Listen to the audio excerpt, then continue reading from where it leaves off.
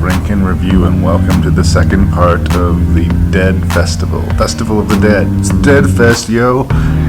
We are looking at 18 zombie movies that were reviewed within the first 50 episodes of Rankin Review. Yes, it's kind of a clip show, but we're going to get through the next 9 reviews here, and then I will rank all of them for you. All 18 of these undead films. So I hope you're into that, and I hope you enjoy it, and I promise that there will be some new Rankin Review material to come in the coming weeks. My name is Larry Parsons. I am your host and random Canadian. I'd like to thank all of my listeners and all of my guests who helped put together this compilation episode, and I hope you enjoy it. Please send feedback to rankinreview@gmail.com. That's RANKNREVIEW. And as usual, beware of spoilers and beware of coarse language.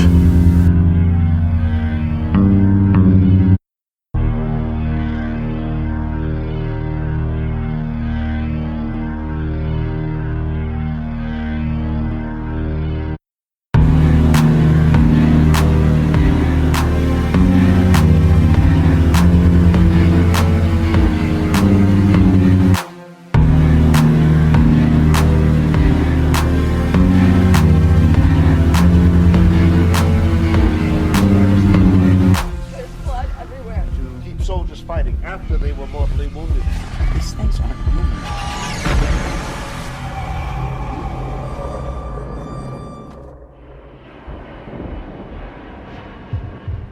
What's the deal with the special cargo?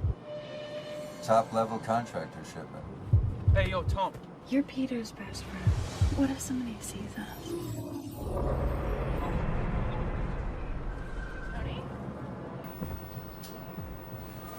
So when you sit down to watch a movie that is called Flight of of the Living Dead, I think you gotta take a few things on the chin.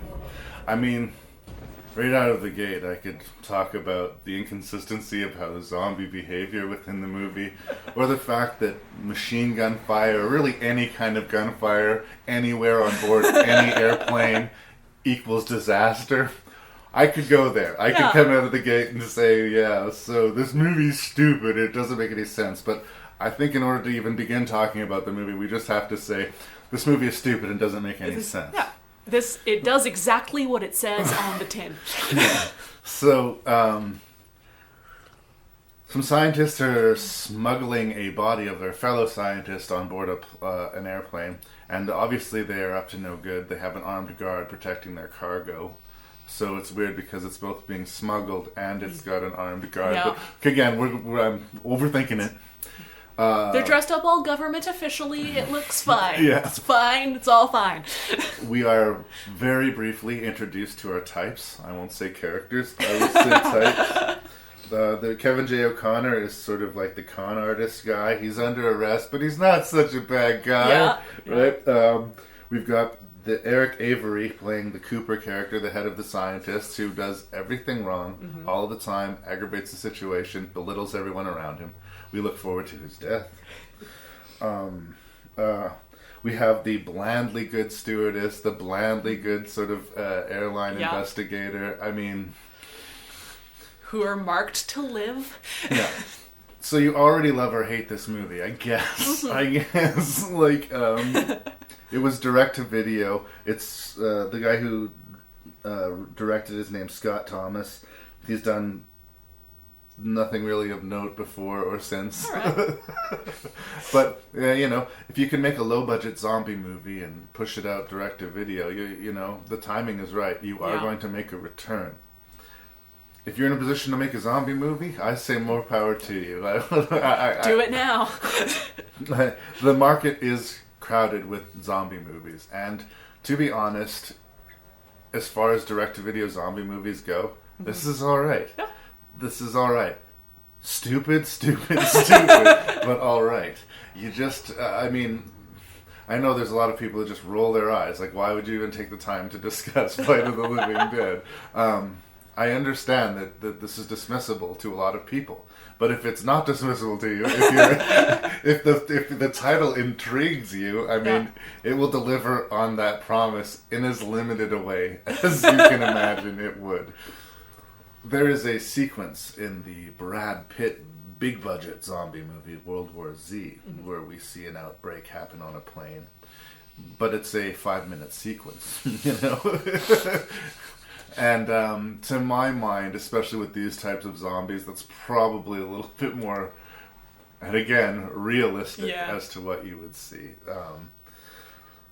So the movie takes its time. It's got a little bit of a made-for-TV bounce and quality to it. One moment it wants to be funny and charming. The other moment, horrific violence. It's kind of review-proof to me. So I'm going to throw the ball right back in your court. Yeah, no, this was a fun, turn off your brain, low budget, no surprises horror film. And there are days when that's exactly what you want. And the day I watched it, it was exactly what I wanted.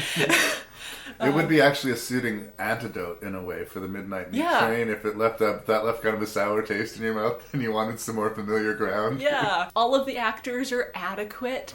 The guy being the transported prisoner was like just snarky and lippy enough and gave me kind of a little John Malkovich vibe, and that made me happy. And there are some good zombie kills. These are, by the way, malaria virus infected super zombies. Just for those keeping track at home. If you're playing zombie bingo, you can check that one off. Again, initially the zombies seem a little more Romero-ish, and that they seem a little bit... They're motivated to eat you, and when they get close range, they're vicious, but they seem a little bit of a stagger to them. But as the movie progresses, they're able to break through the floor of the plane and attack people on cue. Yeah. They're much like the killer we talked about in The Hitcher, wherever they need to be when they need to be there. Yeah. But because there's a multitude of them, I guess there's more legitimacy. I can't believe I used the word legitimacy while talking about Flight of the Living Dead. But the man who plays the pirate, Raymond J. Barry, has been a working actor for a long time. He's the only person who comes close to, quote, distinguishing himself. But it's almost more of a, man, what are you doing in this movie? I recently was amused by that actor in this Walk Hard, the Dewey Cox story. He plays Dewey's dad in that. Inadvertently cuts himself in half with a machete.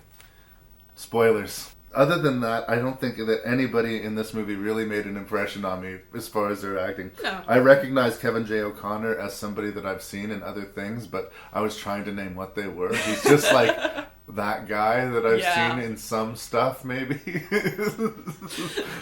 It's like one of those movies where they need to put the picture by the actor's name at the end, because you're like, where... I want to look up where you're from, but I can't remember what you're called, so I can't. But in a way, for me, that's like the ideal kind of level of success. If you're a regularly working actor, but you're not like in the sort of public consciousness of celebrity, then in a way, winning, as far as I'm concerned. I'm not making fun of anybody or looking down at anybody for participating in Flight of the Living Dead, by the way. If I was offered a part in Flight of the Living Dead, I would be there with a huge fucking smile on my face. But I would be there knowing that I was not making high art. And that's fine. That's fine. Not every movie has to, you know...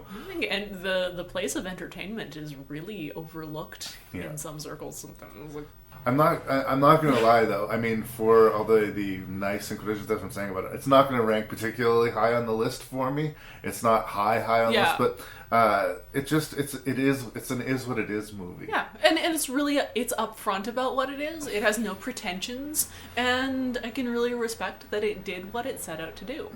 I can totally see somebody looking at this movie and laughing and having a good time. Yeah. I can also totally see somebody watching this movie and feeling stupider for having watched it and, resenting their time. And that's largely mood specific. But that person can turn it off and go watch Midnight Meat Train and have their brain or, turned. Or it's different stuff for different folks. I will happily tune in and watch Flight of the Living Dead. I don't know how much repeat business it's going to get, but I will watch it. I will give it its day in court. The same way, my wife will watch some Katherine Heigl romantic comedy that just from the trailer, the whole movie. Yeah. And same thing with Flight of the Living Dead. You watch the trailer, you've basically watched the movie. There is some CGI effects when they cut to the exterior of the plane. We're noticeably in CGI world, but again, this is an openly low-budget film. Yeah. And I guess for the fact that it is so low-budget, there is some pretty impressive sequences. Again, all framed by Ludacris. It's a want to be snakes on a plane. My summary was, to paraphrase Samuel L. Jackson, I'm tired of these motherfucking zombies on this motherfucking plane. But really... it was sorely missing some Sam Jackson, though. I mean, I think that we did maybe need a central character who I could care enough to bother their name. Like I said, I wrote down their types here in my notes as opposed to their actual names. I think the stewardess was the person we were supposed to care about, but that's... Someday they're going to make a horror movie that takes place on a plane where people don't go to the bathroom to have sex. This was not that one. But we'll all wait patiently for that. I don't think it happened in the segment in Twilight Zone with John Lithgow on the plane, but I don't know if that counts because it's just a segment. I'm sure that at some point in the larger story surrounding that segment, it happened. It's just... Is there anything else you would like to say about Flight of the Living Dead? I feel like I've barely reviewed it, but there was actually, I thought, a really nice scene when Patient Zero wakes up in the cargo hold and she came out of her coffin-y thing and she actually hadn't turned into a zombie yet. She was confused and afraid and asking for help, and the guy shoots her, and that's when she turns into a zombie. And I was like, I engaged with her briefly for that and moment. that's more she was than the you'd most expect. Interesting character in the movie. But another thing, again, the plot machinations of the script. As far as I'm concerned, Government of Canada or the United States, if you have a plane that is fully fueled and there's a zombie epidemic on board, and I'm on board, you have my permission to blow up the plane. It's just the right thing to do. It's just the right thing to do. We see as they crash the plane that a lot of the zombies survive. So I don't think there would be a Flight of the Living Dead 2. This would just turn into another zombie movie on the ground. But in a way, our heroes, by surviving, have doomed the planet. Yeah. I don't think that the writers thought that deeply about it, but I'm just throwing that out. Well, or they were setting themselves up for if we want to do a Train of the Living Dead. Ooh, I'd be in that movie. Yeah, you would. Please pay attention. This message is for your own safety. Our nation is in crisis. A state of emergency has been declared. Should you find your safety compromised, it is vital that you do not panic. Oh, for God's sake! Oh, he's gone off! Try to avoid detection. 2 seconds. Use weapons to defend yourself. No, that's the second up I ever bought! Purple rain. No. Sanitize. Definitely not. Oh, dire straits. Sorry. And remember, The attackers can be stopped by removing the head or destroying the brain.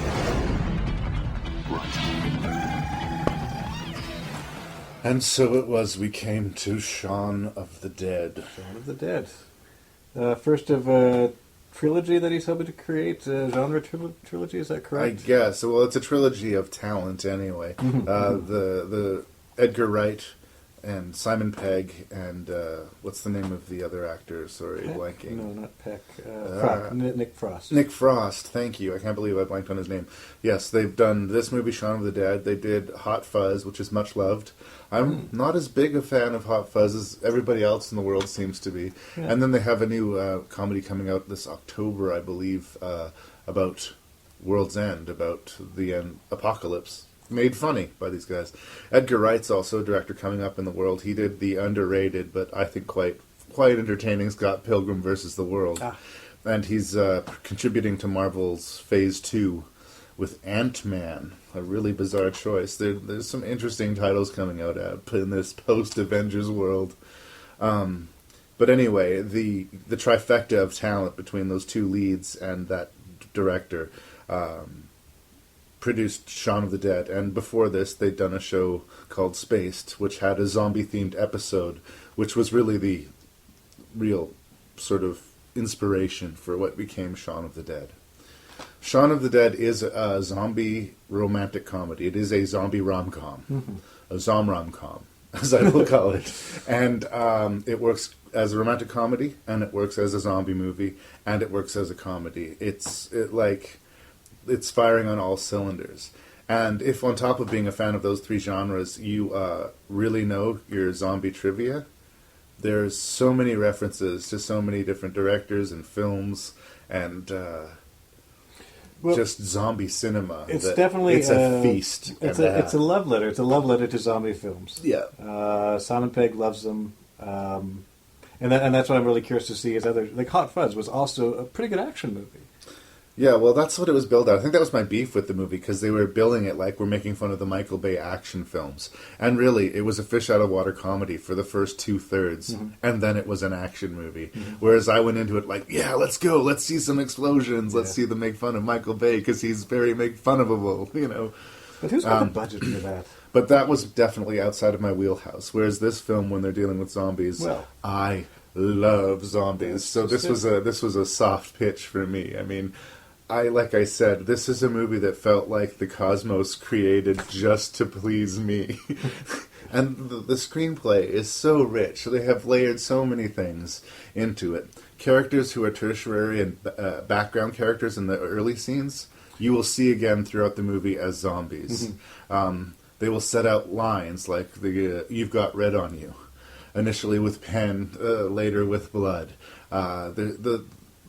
The screenplay is so packed and so, just well done that even though you're going to see a guy get ripped in half and have his guts eaten by zombies, you can take your girlfriend to this movie. She will like it, and you will likely get some. Depending on the girl. Depending on the girl. Yeah. We had a discussion earlier about whether or not anything could be sexy about a zombie movie. To me, zombies are the antithesis of sex. So if any other genre, you can't really, they don't blend well at all. But anyway, that's a discussion for another day. Anyway, but hey, if you can get laid after this movie, more power to you. So we got the story of Shaun and his best friend living their lives, and the people of London living their lives as zombies, essentially. There's a bit of a montage at the beginning that sort of says, hey, maybe we're already zombies, kind of thing. It's a bit cute. The setup is fairly familiar as far as a lot of, story arcs of a character who's maybe not taking his life as seriously as he should, taking his girlfriend for granted.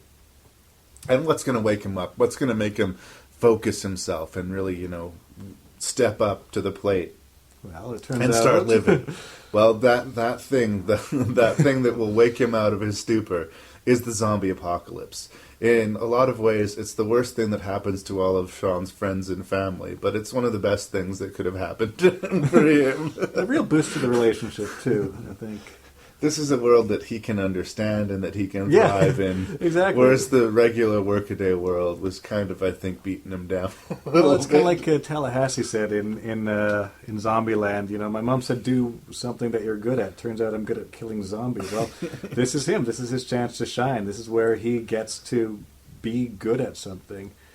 He managed to maintain a level head. Like, he's the driving force of this movie. He really is a hero. Even though his plan, which is let's go to the bar and wait this out, is not that different than the plan for his life. Let's go to the bar and wait it out. He steps up to the plate and he rescues his girlfriend and attempts to save his friends and family and his mom. His friends too, yeah. I love zombie movies, as I keep on saying, and I love particularly, usually the first act of a zombie movie, when things are starting to fall apart, but people don't know it. One of the best examples of that is the first 10 minutes of the remake of Dawn of the Dead. One of my favorite bits of this whole movie is the first day of the zombie apocalypse. Shaun takes a walk from his apartment to the store and grabs a couple of treats for he and his buddy, and back home again. And he passes several zombies and several bodies and does not notice. He is so into that routine. He has walked back and forth from that store so many times that he can do so and not notice that the world has completely fallen into chaos. And up to the point where he actually slips in blood in the in the store, almost falls, but keeps on walking and does not notice it. There's so many laughs to be had in this movie, and I mean, I guess if there's a weak link, I don't know how much chemistry I felt between Shaun and his lady love, although they have precious little screen time together to really develop that. Yeah. And most of the time that they are together, they're, fending off zombies. Yeah, but and also, I mean, I think one of the things with the movie is that the thrill is gone with the relationship. She's tired of him being a... He was charming being a lout the first few years, exactly. But she realized that this is what he's got to offer. And So when they first meet up, the relationship is over, and so that might explain the lack of chemistry. Anyway, that's a detail really, but and actually characters in a movie, London whatever. This is a very English movie. Like everything about it is just. I don't think you can make this movie in small town. Middle America or anything like that. It's British comedy. Yeah. That's another thing. And Severance again was British comedy. I don't think anyone else could really quite pull it off in that same way. That sort of deadpan. So this is happening. Yeah. sort of feel. Well, it's funny, like his bromance that he has with the Nick Frost character. Nick Frost sort of seems to be the emulation or the physical. Representation of all of Shaun's worst impulses sort of put into one person. But he loves that guy, so he feels like it's okay to be that guy because that guy's a lot of fun to be with. But I guess the lesson is sooner or later you gotta live your life. You can't be the fun, goofy guy all the time. Sooner or later you gotta roll up your sleeves and work on, a career or a relationship or whatever you're going to do. Yep. And he pulls through. He pulls through for his girlfriend, for his mom. His friends. He just has to find a place for his animal side, and as we find out, it turns out to be the shed in the backyard. But that's the other thing about this movie. I mean, as much as you can bring your girlfriend to it, like I said, and she will like it, this is a zombie movie. The body count is high, and people die by being ripped apart by zombies. Yes. And people we like die by being ripped apart by zombies, It's not like at the end of the movie everybody magically is okay again, Yeah. And considering, I mean, this apocalypse compared to a lot of the other zombie movies I've seen seems like a much more fixable one. The people seem a lot more in control. Society is holding together better than we've seen in a lot of other ones. But this movie brings the red. It also brings the romance and the comedy, but it is a zombie movie. And it's a zombie movie. It is a horror. There's no question about that. Everybody should walk away happy from this movie. I mean, unless you're dead set against violence or you're dead set against romance, this movie is just... it is the quintessential rom-com. Yeah, I like this. For Chris, Cindy, and JC, it's going to be the best night of their lives. But tonight is also the night of the creeps. From a world unknown comes a nightmare unimagined. First, they are under you, around you, on you, and then inside you. They get in through your mouth, and you walk around while they incubate, even if you're dead. Night of the Creeps. Actually, when I gave you this list of movies, this was the one movie that I was kind of leery that I thought maybe you might not connect with. Yeah. I saw it at a young age, and I think that sometimes helps a lot, especially with these really heavily 80s movies. Understandably, yeah. And because you're not as into the horror genre, maybe some of the familiar horror tropes would not speak to you the way they did to me, right? Fair enough, yeah. That said, I mean, I have nothing but good things to say about this movie almost uniformly. I mean, it's definitely a movie of its time, but I can take it. What did you think of Night of the Creeps? See, I'm perfectly okay with the time that it was made, and I have no problem adjusting to that when I'm watching a movie, so thankfully that didn't affect me very much at all. And I was totally surprised by this movie. I didn't know what to expect going in, to be honest. I wasn't sure, I had some build-up as to the craziness that I was about to experience, but no idea that it was going to be executed the way it was. And I just thought it was so much funnier and faster and ridiculous than I could possibly have expected or anticipated. That it was just pure joy the whole time, as it turns out. So I was so pleasantly surprised. The thing is that the movie has everything. It does. And by everything, like, within the first 20, or not even 20 minutes, say 10 minutes, you've got aliens, you've got a psycho killer with an axe. That's right. And you've got little sort of leechy space worms that are invading people's brains. Yeah. And we're not done yet. But wait. And the way it jumps around, like, we've got sort of relatively well-realized space sci-fi special effects for the 80s, and then we've got a black and white sequence set in, like, the 50s. Sure. Which is, to period.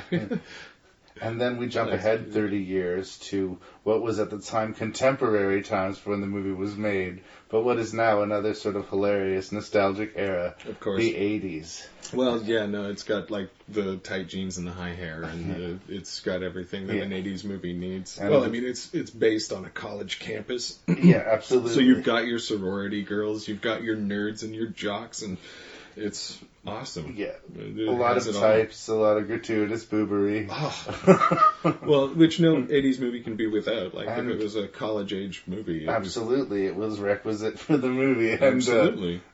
And then, bring on the zombies and bring on, Exactly. the action sequences. So, the story, I guess, centers on, once we get through the first couple of chapters, setting up the aliens that land to Earth and get inside this guy's head, and he is then put into some sort of cryogenic type of stasis state. As the 50s would interpret, yes. And then our two heroes, a couple of college kids, who are desperately trying to get into a really horrible sorority. Yeah. Like a really ugly sorority. Like, actually. on its face, I don't know why I don't understand. I guess Jason Lively's character, our lead, is sort of wanting to impress a girl. Yes. And he thinks that hanging out with a bunch of these douchebags will somehow endear him to her. Well, they are the cool kids. I mean, the jock assholes, but those were the popular characters. But as a pledge prank, they are asked to produce a body and put it on the steps of the house of some competing. I haven't heard that one among pledge pranks, but that's pretty extreme. That's out there. So props to anybody who did pull that off. Again, this is such a ridiculous thing. The fact that they even do it, we shouldn't like these guys. Although I think we kind of do. A little bit, yeah. I mean, our two leads, played by Jason Lively and Steve Marshall, they're Chris and JC. Mm-hmm. They're lovable rogues. Yeah.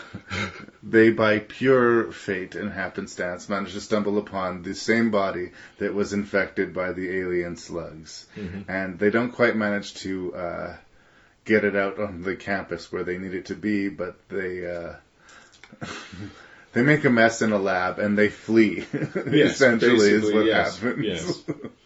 And this starts a chain of events that is bad news for basically, almost everybody at this college campus. Yes. You wanted to talk about Tom Atkins. Oh, yeah. I wanted to talk about Tom Atkins, enter Detective Ray Cameron, who we actually saw earlier in the prologue. As a young beat cop in That's the right. 1950s. Flatfoot. Yes, it was his lady love was killed by a psycho killer. Indeed. The very same night that the alien plague was dropped. It was a busy night for them. That's a rough shift. Wow. I don't envy his character. That's a lot to go through in one night, and then to suddenly get the call, and he is always called before he enters every scene, of course. Yes, because he has to respond with his big line. That's like the selling line of the whole movie. His "Thrill me, thrill me." Yes, thrill me. We go back to this. He keeps asking people to thrill him because he seems like a fairly unhappy fellow. Wow. This is not your standard Columbo type of character here, where he's a little rough around the edges. This guy's full on suicidal. Yeah, no, he's just not happy with his lot. He's pretty bent out of shape. And he's sort of got that been there, done that, I've seen everything kind of mentality. Yeah, and this turns out to be kind of hubristic because I don't think the case that he now encounters is anything that he's seen before. Although it does have ties to his past. Bizarre the way things tie together. Yeah, the other interesting thing is the relationship, I think, between Jason Lively and the Steve Marshall character. JC, his best buddy, is like on crutches. Yes. And either does not see himself as a potential partner for anyone, or is living completely vicariously through his friend. Yes. Or possibly is in love with his friend. Yeah, it's one of those two. We're not sure exactly what it's being played for, but it's sort of a bromance relationship before bromance were somewhat popularized lately. Well, I mean, it's hard to like have all those comic scenes without having a buddy there too. I mean, they are trying to do a lot of setup, knockdown 80s comedy dialogue in every scene, so it's just, I think, sometimes easier to have a buddy there. I think it's a fine line to walk too, because they take their sort of relationship scenes fairly seriously, and the movie is kind of goofy. So the fact that so much attention is paid to their relationship is kind of an interesting. I mean, I'm not going to say distracting. It's just an interesting angle that's explored in the movie. Well, I mean, I guess I have to agree. I managed to be so shocked by what was going on otherwise from their relationship that I largely forget the intimacy that they share in those scenes, obviously. But, well, going back to the horror aspect of the film, too, in the lab, the scientist that was working in the lab is attacked by the corpse. Yes. And the actor who played that, I believe, is David Paymer. Correct. Who would go on to great things and actually go on to not directly shit-talk this movie, but shit-talk this movie, because he would complain later in his career that when things started out, he was always that guy who got killed in the first reel of the horror movie, which is what he is here, but he's completely adequate in it. And I'd just like to say, Mr. Paymer, if I was in this movie, I would be very proud of it. Absolutely. Well, I'm assuming it has to have some sort of cult following, I would think, because this is too much fun, and it was. I mean, despite the fact that Fred Dekker went on to do RoboCop 3 and Monster Squad, this is clearly he loved the genre as a kid growing up, and he clearly watched them during the 50s and 60s, and when his time came, he took his shot. Yeah. And I like that about the movie, too. I think it's just a lot of fun for that reason. He just embraces it in all its B glory. Yeah, I don't know how much traction it got right away. I think this is some sort of a cult movie that was found and caught up with. But there was so many great, crazy, comedy, violent horror movies coming out in the 80s. It was an embarrassment of riches that a movie this good actually could almost slip by unnoticed. Well, but yeah, I think it's a lot of fun. We keep on getting sidetracked, but sorry, yeah. No, the basic script, once infected by this thing, these brain bugs grow inside your head until your head explodes with brain bugs, right, and then those brain bugs suit up more heads to invade. Absolutely. And once you have a bug in your brain, you act very zombie-like, which Larry approves of. Yes, 2 thumbs up for zombies. But we also find out that they're able to get into the bodies that are buried. For instance, the body of the serial killer who, spoilers, Tom Aikens had killed as revenge for the death of his love back in the day and buried under one of the houses. Yes. One of my favorite scenes that I remember seeing like so many movies, I saw this too young. I remember being quite terrified by the sequence where the skeleton axes its way out of the floorboards of the house matron's living room.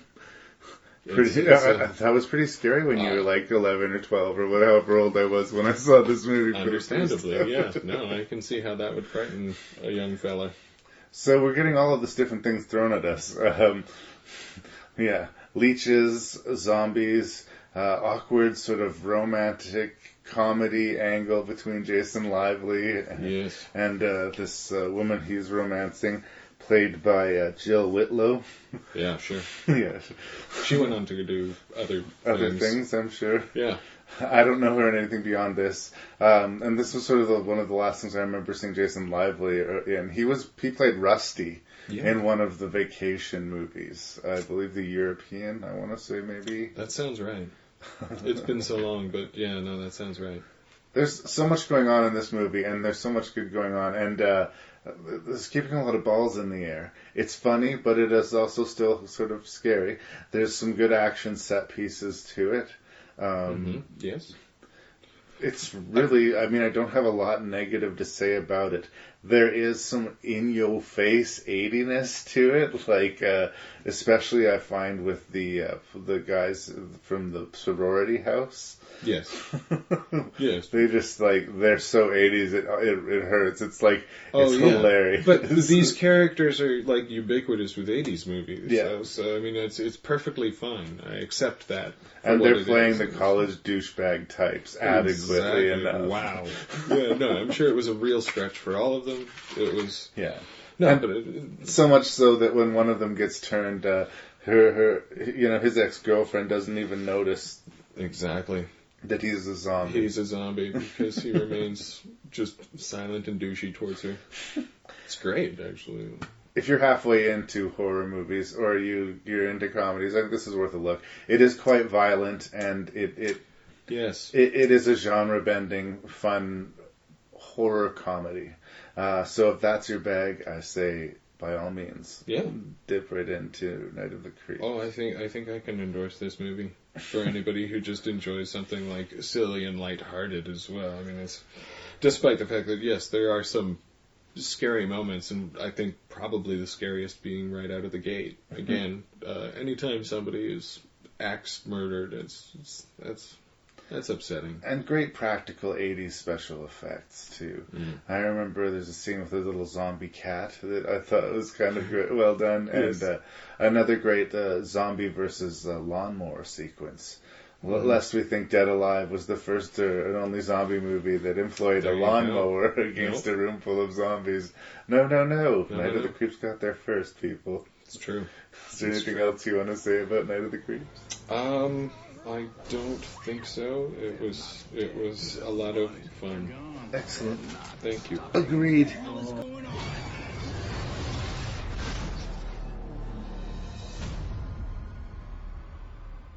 Jerry. This infection will spread all over the world. You want the story? I'll spin it for you quick. We got a face full of DC too. But the laws of science are broken. Right now, the soldiers are turning. Don't taunt me, Tramp. Once that happens, they'll tear us apart whether they want to or not. The side effect is terror. I swore to my men that I'd do everything in my power. All right. So we took a look at the extended and unrated edition of Planet Terror, which, as we discussed, was the first half of the Grindhouse experiment. Was it the first? Were they released at the same time, or was it before and then? It's a double feature. When you saw it in the theater, but they were 80-minute versions. This yeah, is like that's right. This is like 104 minutes. Right. There's a lot more to it than you saw there. Same thing with Death Proof. It was like an 80-minute version of Death Proof. Yeah. But I think, first of all, they should have switched them around. Death Proof should have been first. This should have been second, because the pace of Death Proof for the first half is very, very slow. And after already being almost in the theater for almost 2 hours, you really feel your butt getting numb for the first half of Death Proof. But Planet Terror is like a straight-up, trashy, 70s, grainy, deliberate-looking zombie movie. Yeah.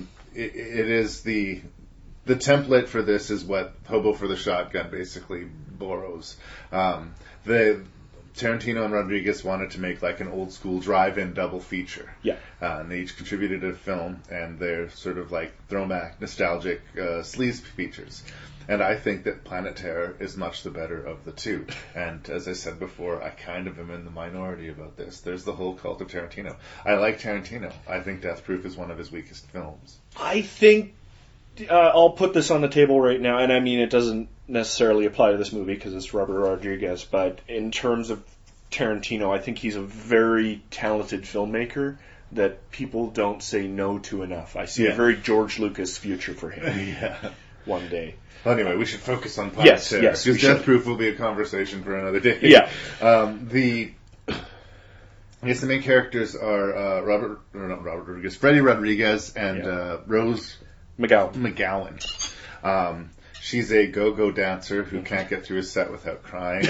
And he's like a 5'0" badass. Yeah. when people nowhere connected to, that particular scene hear his name, El Rey, they react with awe. This is the El Rey. Yes. And he proves it through the movie. He's a badass killer. He's an amazing driver. He drives an acrobat. He drives a mini bike, like one of those little pocket motorcycles down the highway, and he makes it look kind of badass. Yes.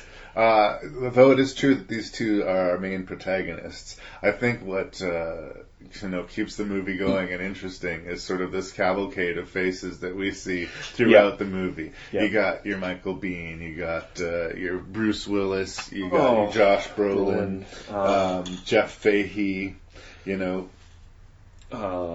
who else? Lots of people. Oh god, it just keeps going.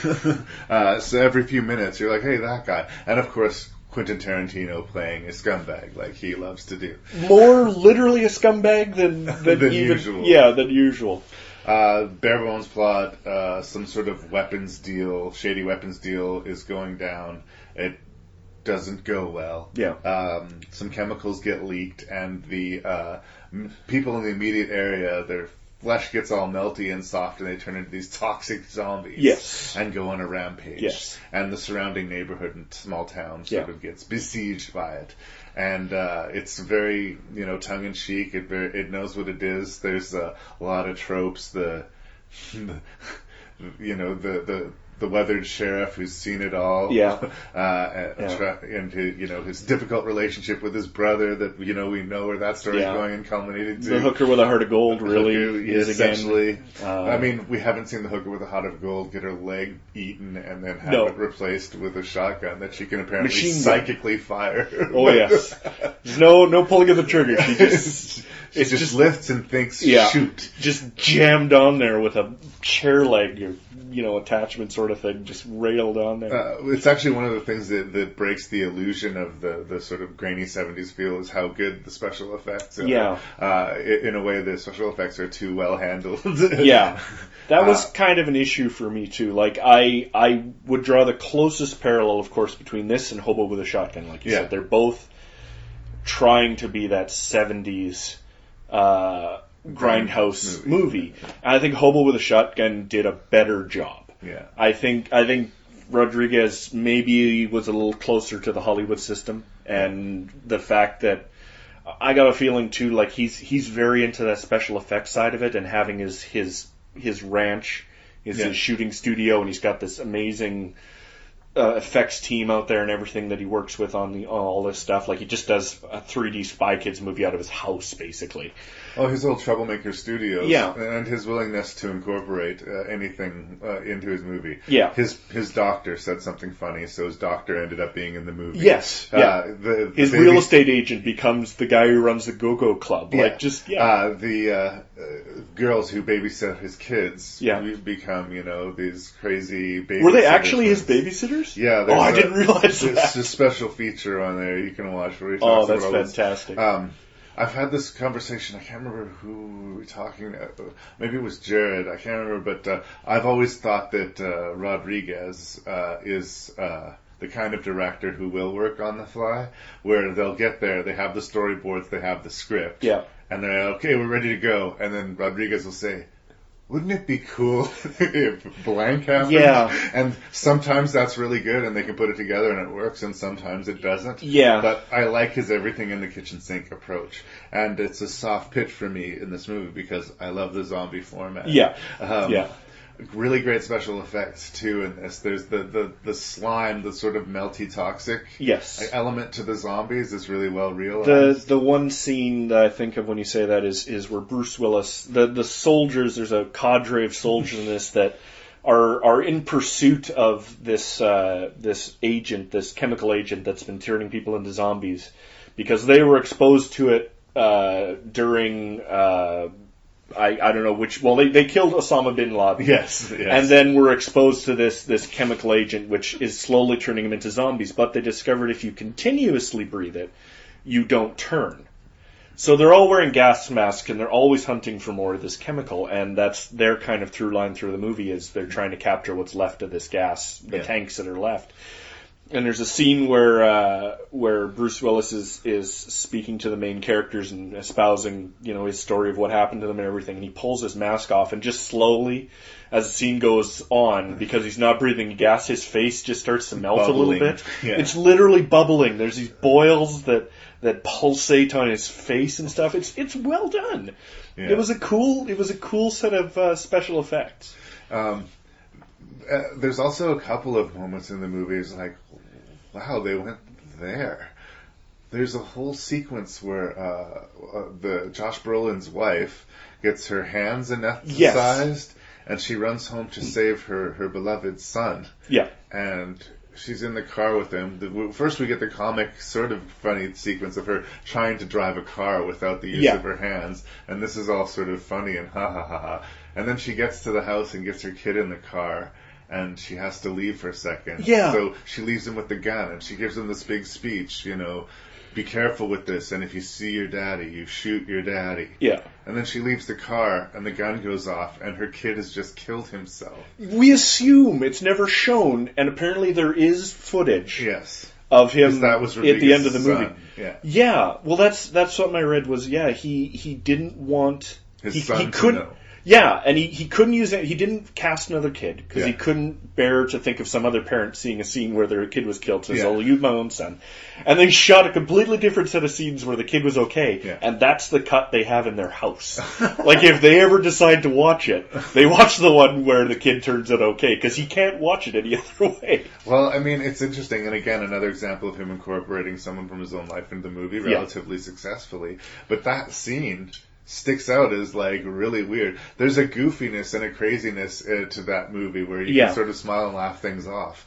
And I don't know that we were asked to smile and laugh that moment off. That just was like really genuinely yuck. Yeah. And what was it doing in this movie? Yeah. It seemed like it belonged somewhere else. And almost, well, it was really sort of brushed off. Like for a woman that has lost her son and is being hunted by her zombie husband, she doesn't suffer much for it compared to the other, like more for it than the other characters. Like characters who are just fighting for their survival seem just as invested, and it felt a little off. Almost like, well, we can't shoot any more scenes with him. He's got to go to school tomorrow, so now he's dead, and let's keep going.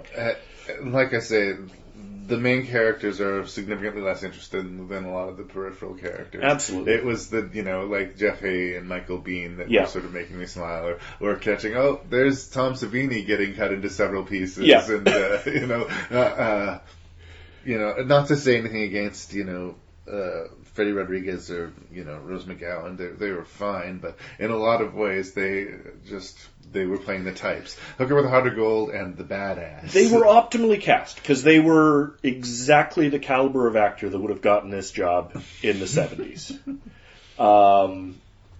And yeah, they gave great performances for their skill level and abilities and such like that. They were enjoyable to watch at all times, I think. The movie's fun. The movie is fun. And I think that's all it really wants to be, which is sort of why the kid killing himself scene is the one big bizarre question mark for it. And, it probably was better served at 80 minutes, but I didn't hate it at 104 minutes. I enjoyed it. I'd seen it originally in theaters. I remember being unimpressed. I thought it was okay.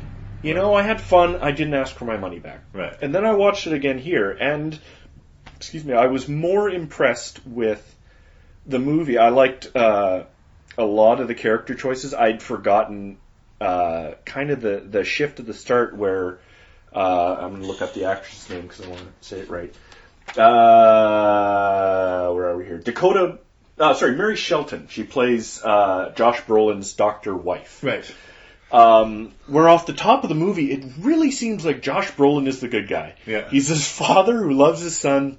His wife is cheating on him, it seems, and she's gonna steal the son away, and she dresses like a slut in a lab coat, and she just seems awful. Enjoys giving injections. And she has a special injection kit. She's obviously a bad guy, and they do this just 180 scene where it turns out that that's completely backwards. She might be kind of a jerk, but Josh Brolin is way worse. Yes. She is right to want to get away from her. Yeah. And I watched that again and went, that's much smarter than I gave this movie credit for. It was a fun little twist that they didn't need to do, and they did, and I enjoyed it, actually. Yeah.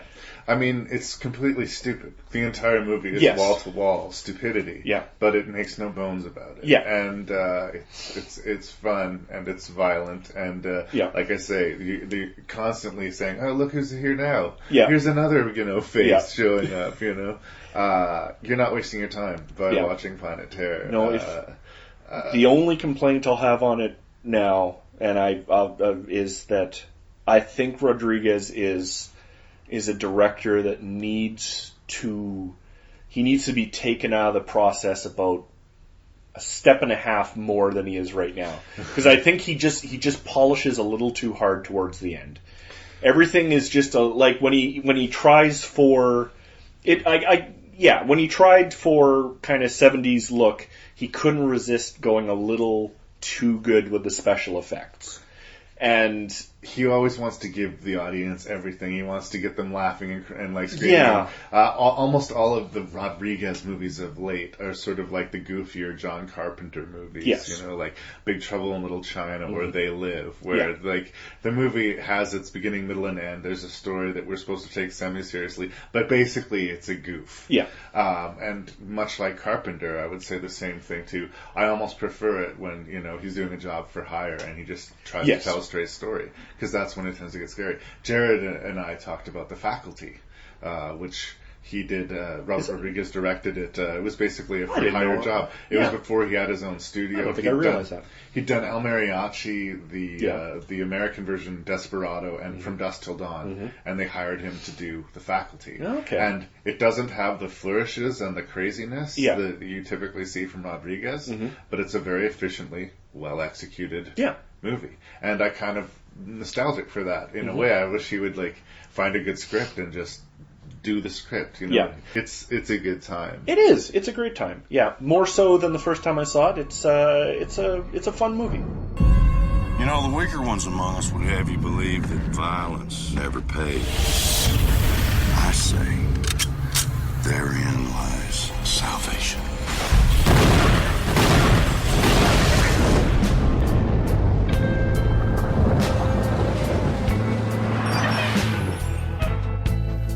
About challenging these kids' limitations. We show them there's nothing they can't do without faith and God's help.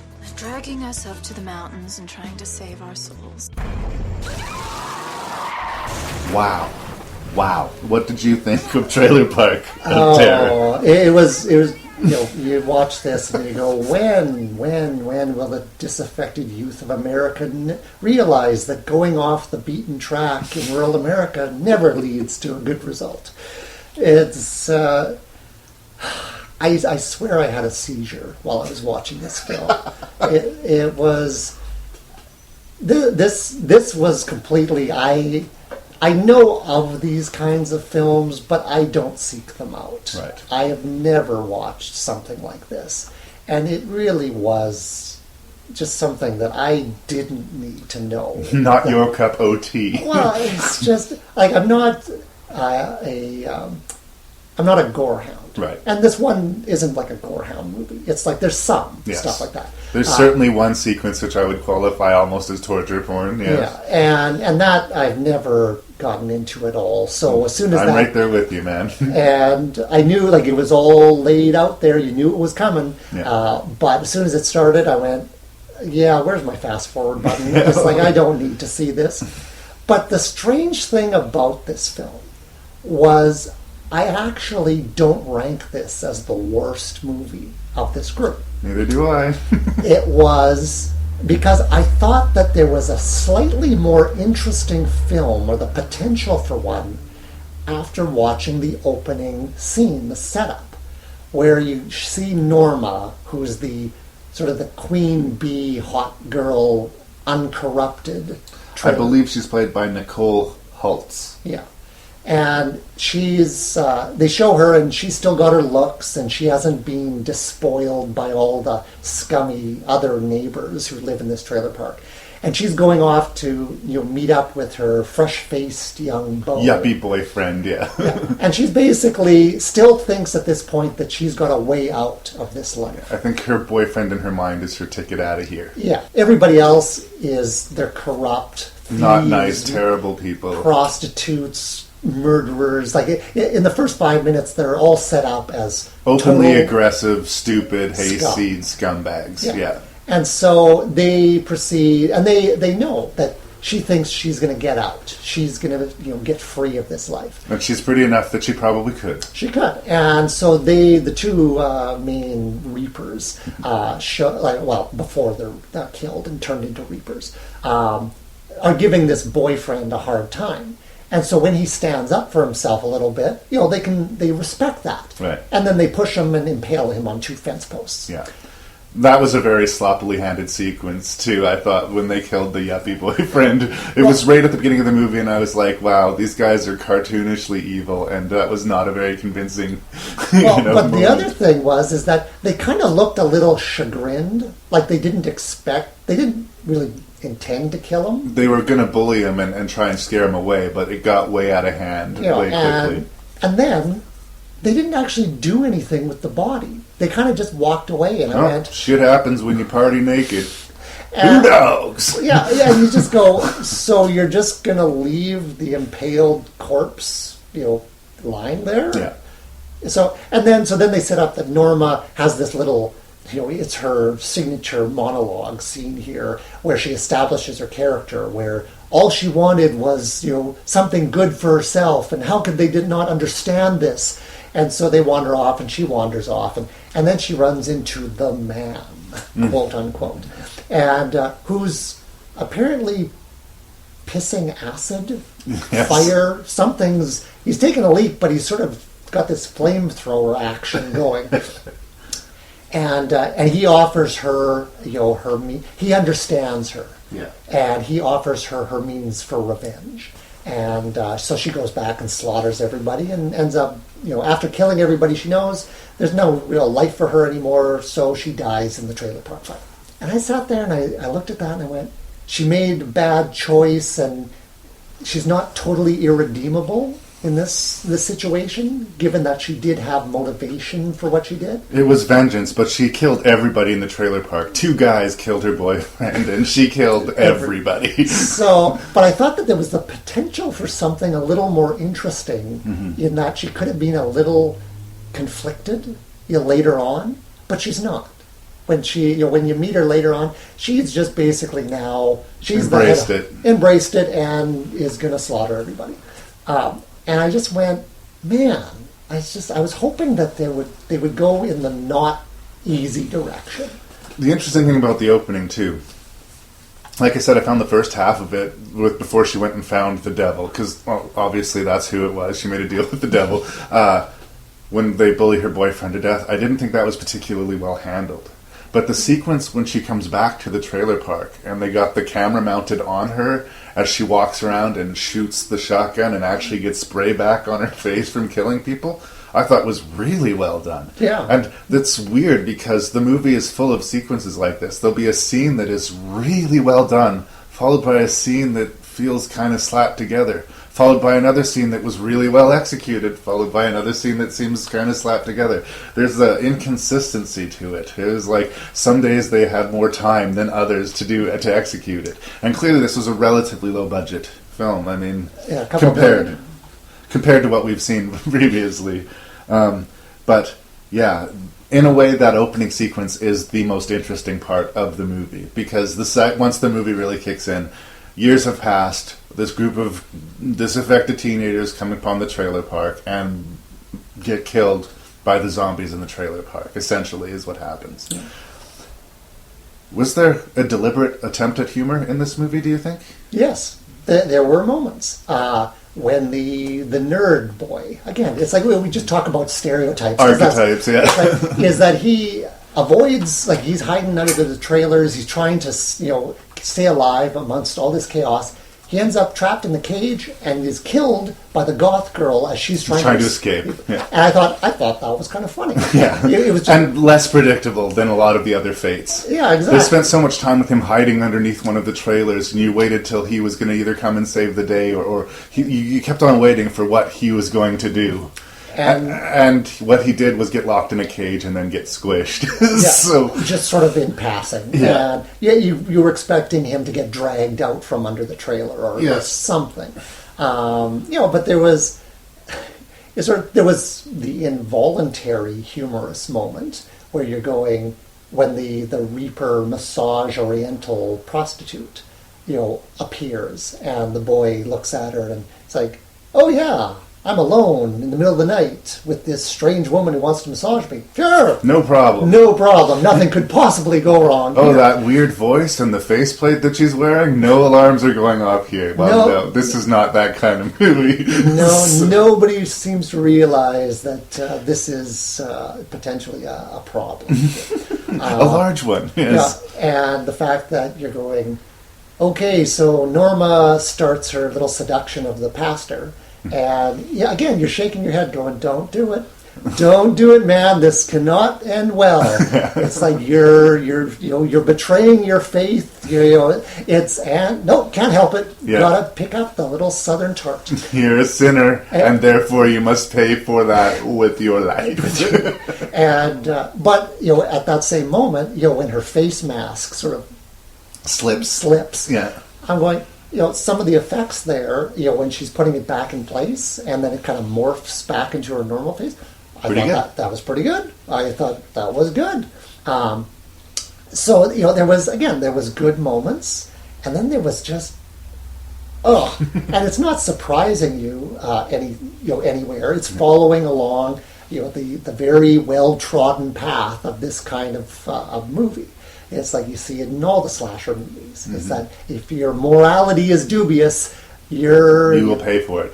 I heard somewhere said that like the Friday the 13th franchise, as much as it was hated by politicians in the 80s era, was one of the more Reagan type of movies that you could get behind, because promiscuity and drug use was punished. It was always the virtuous girl who would step up and fight back and win the battle. That episode, right? Yeah. And that's basically what happens here. Exactly. The one girl who Norma can sympathize with. Again, though, I don't know if they really set up her character as having that same motivation. You never learned that. But she all of a sudden spews out this monologue at the end. The survivor girl, and that's what we call her in the horror genre, the survivor girl, because typically it's a girl. It's not they're not meaning to be condescending. She doesn't do anything overtly heroic to save herself. She basically, when she's caught and cornered and she knows she's the last alive and about to die, she screams and cries and says, "Go ahead and kill me. I've got nothing to live for anymore." And that's exactly the way Norma felt at the beginning of the movie. And that could have worked if not for the fact that almost everybody else who died did the exact same thing. There's an entire sequence where this poor bastard is being having hunks of meat cut out of him. And human jerky. Yeah, they're making beef jerky out of him. And all he can do, he's completely helpless, is scream and spit at this guy and say, fuck you. And that character had been established as a complete irredeemable asshole for the whole movie. But I felt for him during that sequence because he had the most horrible death of the movie. And he did nothing that the goth girl didn't do to escape his fate, but unfortunately he gets to get deep fried and turned into zombie food, and they basically let her go with the idea, say Norma sent you, right? Well, and the thing is that there were a few indications, when the goth girl goes and tries to stop the girl with the drug problem. Right. So it's you saw the indicators that yes, she's troubled, but at the same time, she is making an effort.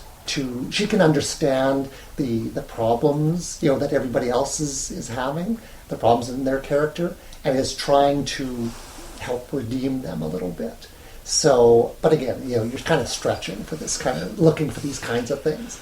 But I can appreciate that they tried to make, to make her, like, or to point out the elements of her character that made her the one worthy of surviving the experience. Right. At the same time, it's like... Didn't quite get there. Really, they also could have looked at her begging for her life on the ground and just said, choppy, choppy! Yeah. Yeah, and they seem to really be enjoying it. And that's one thing about the Norma character, too. She starts off as a victim and ends as a villain completely. I don't feel bad for Norma anymore at all. I felt for her at the beginning of the movie, and I sure as hell didn't by the end. Going back to my whole thing about sequences that are bizarrely good, followed by sequences that are not, you're talking about the character who was addicted to drugs. Yeah. There's a scene where she finds one of the zombies' stashes and just gets completely blitzed out of her mind. Yeah. And the guy shows up and starts cutting her arm off. And she's sort of so out of it that she's watching it happen and laughing. And I found that kind of disturbing. Like, that was a pretty grotesque sequence in an otherwise fairly silly movie, but it worked. And then a few minutes later, again, there's a zombie standing on top of a trailer rocking a guitar. And I was like, what is going on, you guys?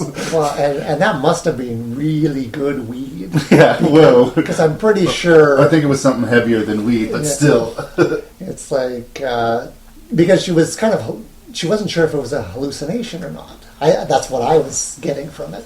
And it's like, yeah, what was in that product? Because I'm pretty sure the best weed buzz in the world would still fail before an amputation. Yeah. It's like This is not a movie that I would recommend to anybody or everybody or even a lot of people, but it's not horrible. And if this is your cup of tea, if this is in your wheelhouse, I think that there's fun to be had. But for a casual viewer, maybe not.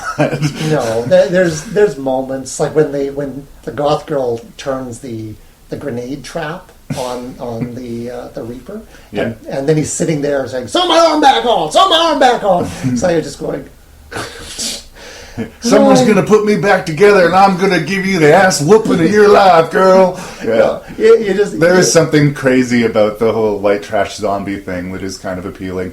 And like I say, the movie is full of what the fuck moments. Like, you, as much as it is archetypical of like the structure of every other horror movie, it goes places that you do not anticipate, and that's a win. You can respect that.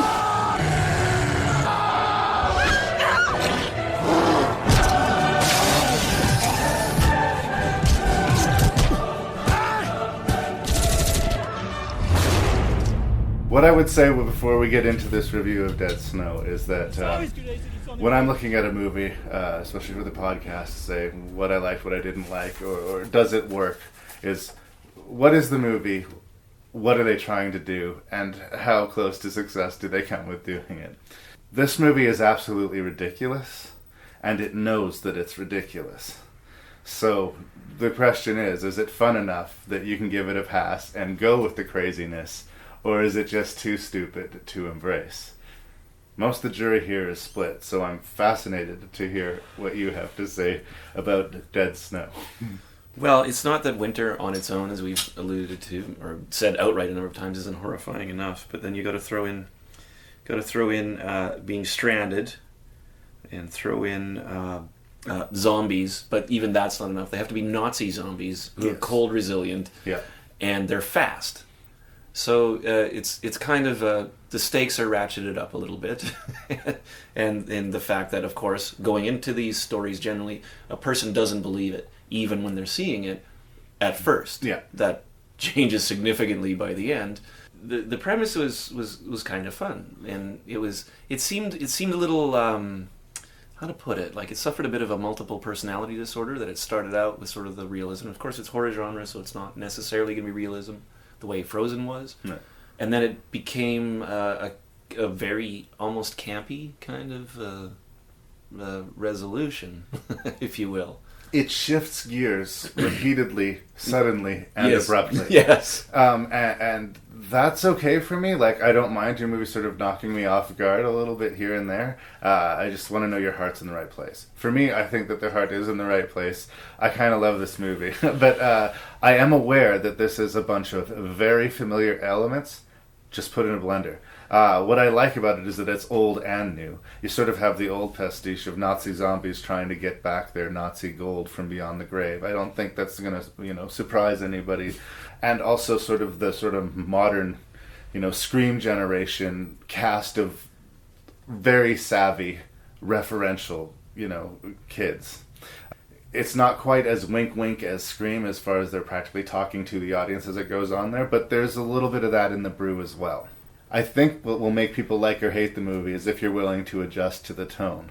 Can you laugh at these people one scene and say that's a hilarious, little anecdote? And can you sort of enjoy how hammy the spooky guy who comes there to warn them is? Because that guy shows up in so many horror movies. You kids don't know what you got yourself into. Exactly. And you get the feeling that they milked that for everything that they could because they know that this guy is in every horror movie. He shows up, he gives them the information, the warning. The creepy local. Yeah, shows up, gives them the warning, and then usually he dies, right? That's just how it is. So, which exactly, he's the one in the know. Yeah. What's he doing out in a frickin' tent? Yeah. He's there to give them the information and die. Yes. That's what his purpose is. Now, objectively, that's stupid and obvious. But this movie is about stupid and obvious. This is what I'm saying. It's a carnival ride.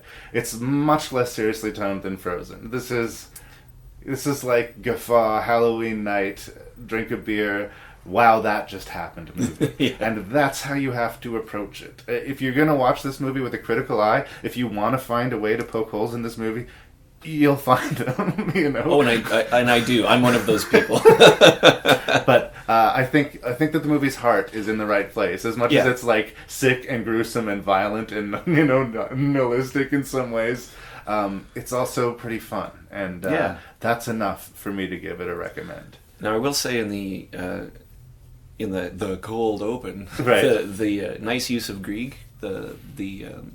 She's going through the forest, and it's the song playing over top of it. Right. And then that jump scare, it got me. It got me. And so that was the opening on that one. I really liked that part of it. That was really well crafted. But then we cut to the scene right after that. A bunch of pretty kids. The odd number of young people going off to have a fun weekend and talking stupid. And again, I recognize that it's not necessarily easy to do that. And sometimes it's just, well, we got to do this so we can get to the good stuff. Fair enough. But it almost seems like then maybe you don't need to do it. Because if you're establishing a cliche versus a character, you almost shouldn't bother. Almost. But I don't have a credible alternative to that, so I really can't. I'm not too critical of it. Again, for me, it's just like, what are you trying to accomplish? And even within that box of what they're trying to accomplish, they did do a few little inversions that I thought worked. And like you said, the scares actually work. And in this ridiculous Nazi zombie movie, there's a few deaths that are felt. Yes. Where you're like, oh, that sucks, dude. So on one hand you've got that, and on the other hand you've got things that are just so obvious. Like you say, the clumsy exposition at the beginning, or how they painfully go out of the way to establish that one of the characters gets a little wiggy at the sight of blood. So of course there's going to be a scene where he's going to have to overcome this. Maybe you won't predict that he's going to sever his own arm, but right. But there's nothing subtle about the setup, and there's nothing subtle about the payoff. Technically, nothing surprised me in it, but I still was smiling while I was watching.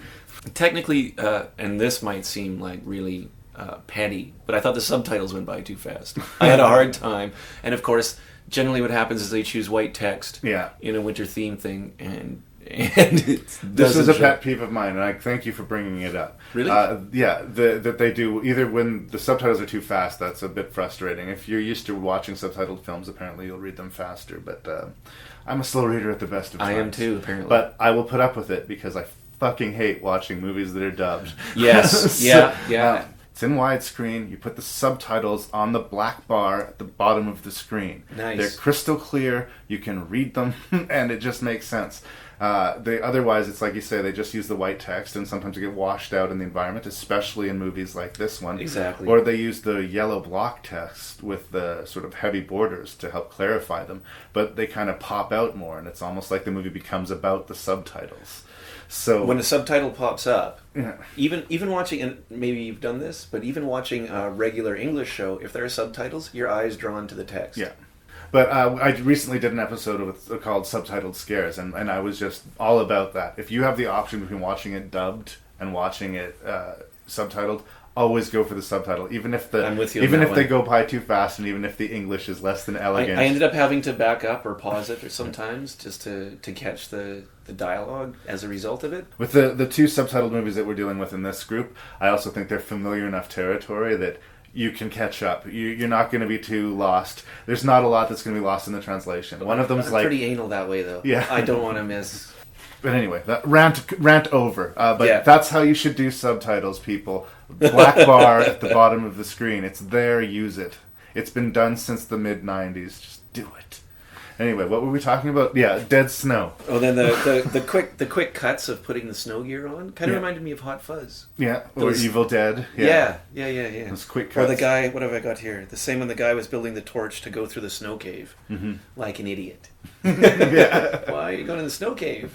Because we need another creepy Yeah. guy walking towards something spooky, and then something goes boo scene. I was not expecting the rather sudden creepy sex scene that we are treated to early in the movie, where the nerd gets a visitation while in the outhouse from the hottie. Are you remembering this? Yes. Because he's been played off as sort of like clearly the nerdy guy of the group who's just there to... He's kind of crude and... Yeah. But that was a weird pair bonding. He seems like he was the odd guy out, and he was just going to be, all sad and alone, smoking his joint alone while everybody was screwing in their room. But all of a sudden, she follows him to an outhouse in the middle of the winter. I mean, if there's a less romantic place to have sex, I don't know, but bless her heart for thinking of it. They say romance is dead, Robbie, but after watching those two people screwing in an outhouse in the dead of winter, I think that maybe they're wrong. They need to see this movie. True, it is inspiring. Speaking though of the sex, like when the ranger guy gets it in the tent, it actually, the silhouette almost looked like there might be a sexual activity going on. I'm sure he's getting murdered by cold resistant snobbies. Yeah, but the silhouette's like, well, that could go either way. Like if you put a different audio track, you dubbed something underneath it. Yeah, it kind of could go either way. I'm encouraging people to check out Dead Snow, but like I say, I think this sort of qualifies in sort of the almost guilty pleasure end of the spectrum. I mean, you watch it and enjoy it, and if you feel you need to cleanse the palate afterwards, go rent My Dinner with Andre or whatever. Waiting for Godot. Yeah, exactly. This movie is not a smart movie, and it is a fun movie, and for me, that's enough. Well, and then some of the other cliches, like the close up on the carrot. When it's like, oh, is she gonna cut herself now? Yeah, of course she is. It's a fun 90 minutes, though. And what was the guy's name? Erland? Going into the very explicit and effects-heavy portion of the Battle Royale, I would have to say it was pretty gory when Erland got his eyes pushed in. Yeah. And then his brains splashed out. Yeah, there was... And then fish hooked. But there was no question. It wasn't like, oh, is he going to be okay? Is he going to pull out? No, he's dead. He's pretty conclusively, absolutely, horribly dead. And as far as, and this is more of an inconsistency rather than it really bugged me, but sometimes the zombies are slow and sometimes they were fast. Yeah. That might be, again, a picky, petty point, but you kind of got to pick a lane there. Yeah. Or what, are they just slow, they just got up, they haven't had their coffee yet? Like, if you want to ask hard questions of this movie, it's not gonna pass muster. It really isn't. But if you want to have fun watching a Nazi zombie, and I do think that that's the goal, they're trying to have fun. As much as there are scary moments, and as much as there are actually pretty shocking, bloody moments that are kind of felt, the heart of this movie is goofy fun. They're making references to movies like Evil Dead 2 and Army of Darkness because they want to include themselves in that canon. And they they're good enough filmmakers that I will welcome them into it. That long-haired character, I don't remember his name, but he was hardcore. The one that stitched his own neck up, yeah, and then mounts that shotgun on the skidoo, or a machine gun on the skidoo. Yep. There was a hardcore individual. Go home or go hard. Just make sure all the change is out of your pockets. Exactly. Martin, the guy when he cuts his arm off, and then he kind of gets that toothy Hummer from the zombie that pops out of the snow. Wow, this is a bad day. Yeah. Can't you give the guy like a couple of minutes to enjoy his triumph? He overcame his blood. Yeah, phobia. his blood phobia. And then, no, sorry. Yeah. We're going to bite your junk off. Nice try, asshole. Yeah. This movie also has another accidental death in it, which I usually like in horror movies. There's, the situation creates such high stress that people make rash decisions or are react. you getting into the moral that I took away from the movie? That's never tap a guy on the shoulder who's just gone berserk on a zombie with a hatchet. Exactly. Yeah. Yeah. Not recommended. That's the grim fairy tale description of that. Especially in this movie, I found it shocking because, again, of its sort of goofiness. That moment was really ugly, and Hannah, that character, had gone through so much at that point to get back to them, and to finally get there, only to get.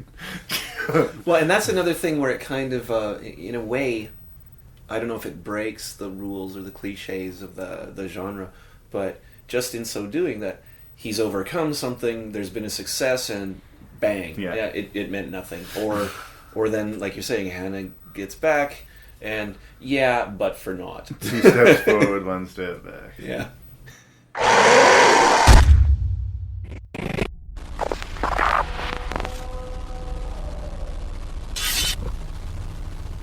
Okay, so this is the first of 2 zombie features we have here. Humans versus zombies.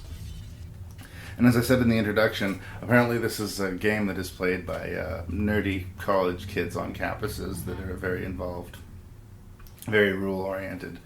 I didn't really get a good grasp of the actual game in the movie. Some of the people in the movie are involved in playing the game, but that's about as deep into the, quote, mythology as we're going to get. Mm-hmm. Basically what we are looking at here is a well-packaged, but just dressed up, micro-budget zombie movie. Now, I'm on your side if you're a micro-budget zombie movie. I like zombie movies. I'm a horror movie guy. Mm-hmm. So the fact that you're trying to make a zombie movie on a low budget does not scare me away. With King Kong vs. Godzilla, we were talking about a movie that to me is kind of in the category of it's so bad it's good. Yes. With this one, and this is just me talking, you can disagree, but okay. Humans vs. Zombies is one of these movies that's so bad it's fucking terrible. I will agree with you there.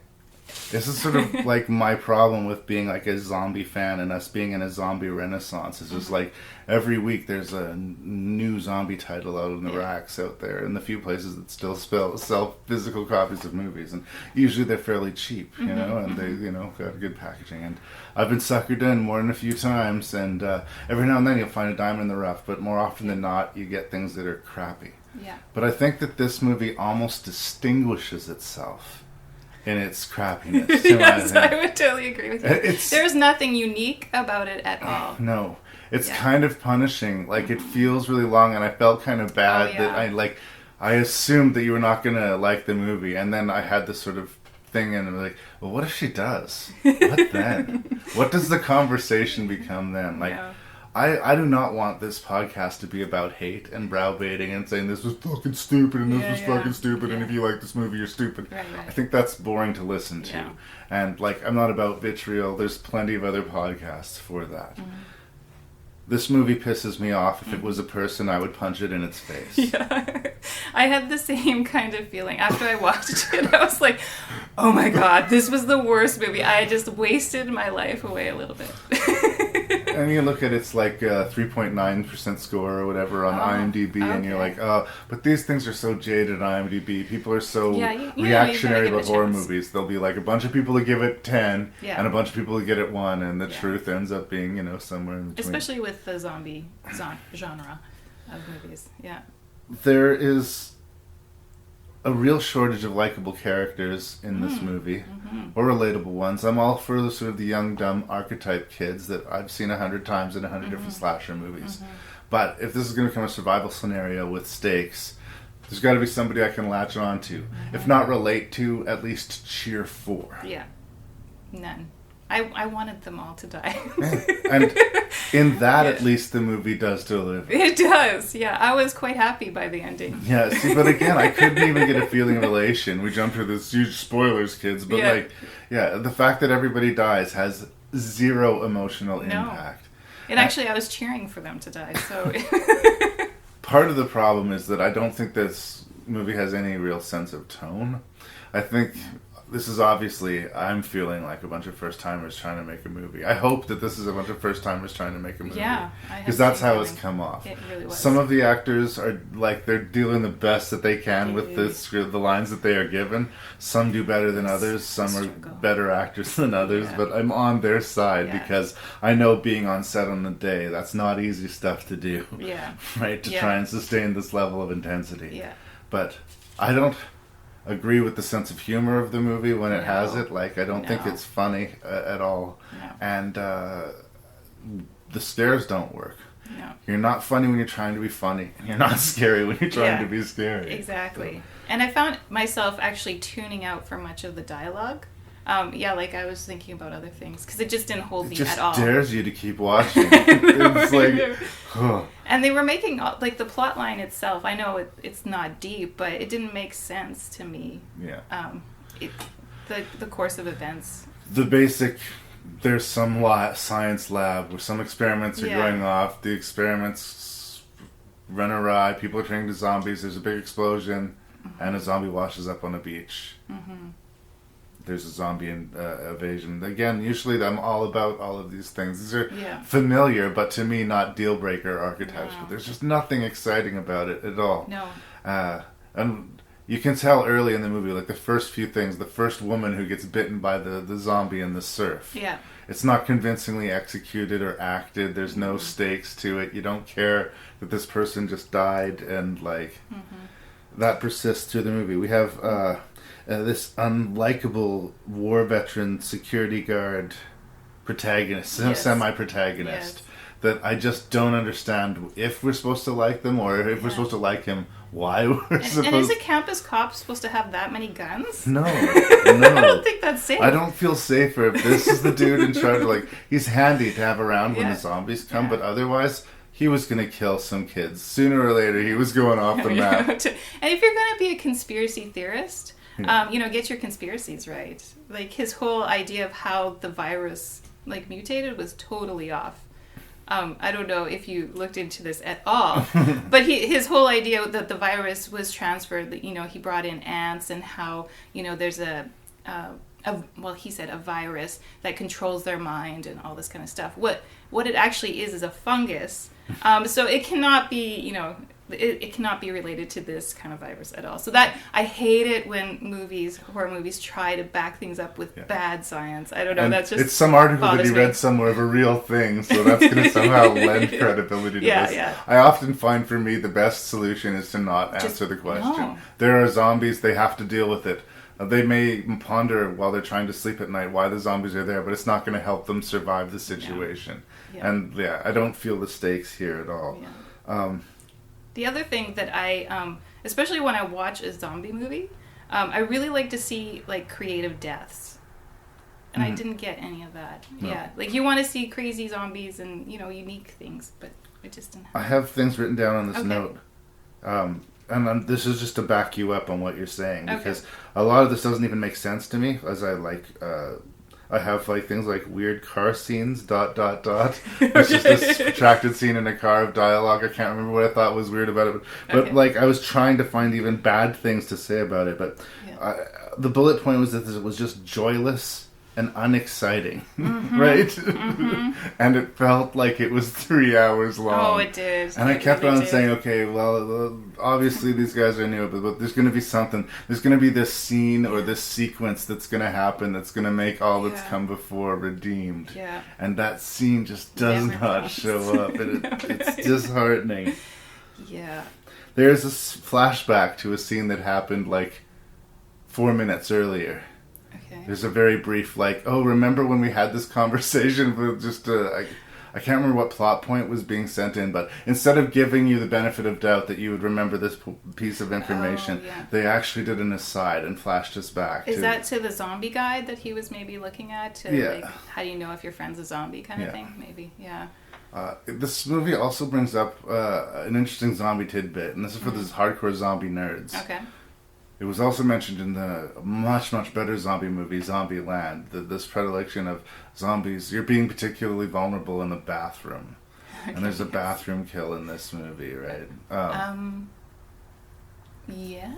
Yes. I think most of I don't know this as a thing in zombie movies. Okay. It's like news, and some of the newer zombie movies are trying to make this a scene that for some reason bathrooms are a specifically dangerous place, and I just don't know where this is coming from.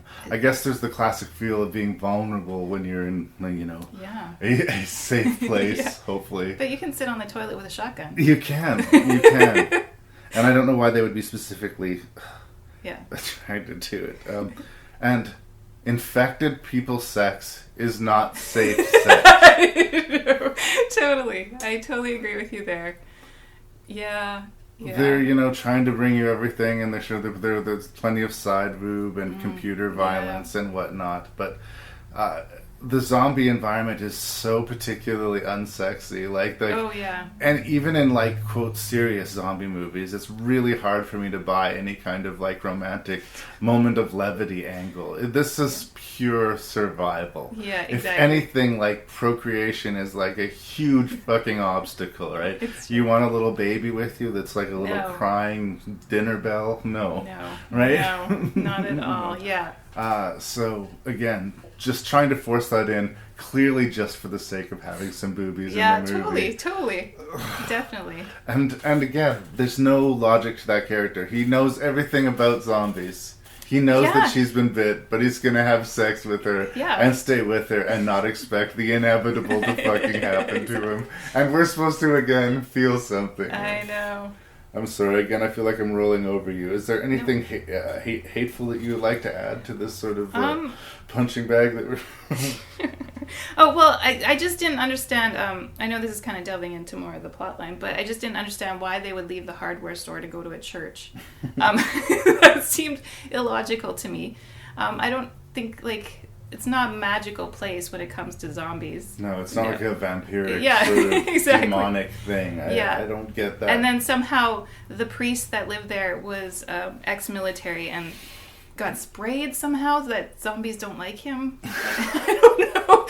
It did not make sense at all. And that was... Again, it seemed like they were trying to justify with some kind of science, a plot line that just... It didn't hold up, so... Very brutally obvious setups, like the redneck security guard saying to the bumbling, not as good security guards that someday he'd like to shoot him in the face. Yes. Well, I wonder where this is going to lead. You totally know. Yeah, exactly. Like 5 minutes into the movie, you've sort of seen the movie and you know it's lame, but there's like 90 minutes to go, and it's like a long, slow road. Challenge. It was a challenge to watch. Here's a challenge to you and a challenge to me. Let's say something nice about humans versus zombies. Is there something positive that I can dig out of this? Oh, gee. Wow. Boobies. There we go. Yeah. I got nothing. No. So this is not a recommend. No, it's not. Spoilers for the Ranker review. Yeah. I did not see a worse movie than this one. So it wasn't just me. Okay.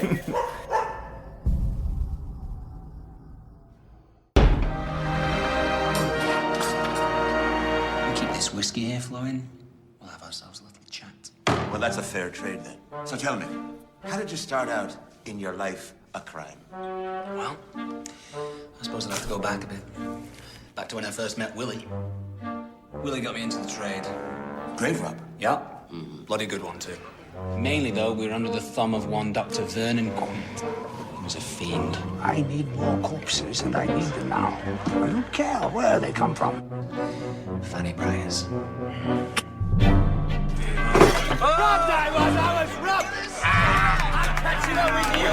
Arthur says I'm lovely. You are our apprentice, not our partner. You gotta rein it in a little, love. I'm sick of being broke. You stupid cow! You had run-ins with a crowd of lunatics called the House of Murphy. Well, let me tell you, I love this trade, Mr. Blake. So, I said this is a list of original movies. This is a film called I Sell the Dead. It's the debut feature from Glenn McQuaid, and it is the life story of a grave robber. It's like a Hobbit meets Hellboy. Dominic Monaghan is being interviewed by Ron Perlman, this priest who's come to hear his story, and they're sharing a bottle of booze. And on the eve of his execution, his partner, he has been told, is already executed, and the movie opens with us seeing that act going down. And we see a series of stories of adventures and misadventures that happen to these two colorful grave robbers. I've not seen this movie before. It's very clearly inspired by these guys, Burke and Hare, who were hired by those people doing medical research. Anatomists to acquire corpses, the fresher the better. And these two men ended up turning to murder to meet the supply of the demand. And I think the doctors kind of turned a blind eye because they didn't like dissecting bloating, maggot-filled, rotten corpses either. And they were trying to justify it in the forwarding of education and medical science. Lives would be saved by this death. But he also wanted to include zombies, aliens, and vampires. So, oh, did I mention there's zombies, aliens, and vampires in this as well? We also get a treat of, yes, Angus Scrimm, the tall man from Phantasm, also shows up here playing a son of a bitch.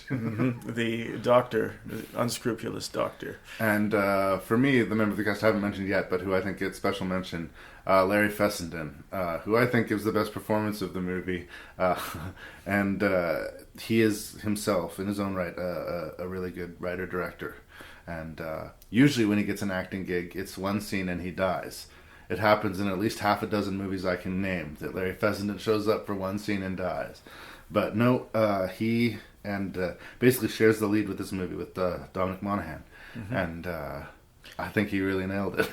He does an excellent Cockney accent. Yeah. I'm not going to lie, I've seen this sort of character before. Okay.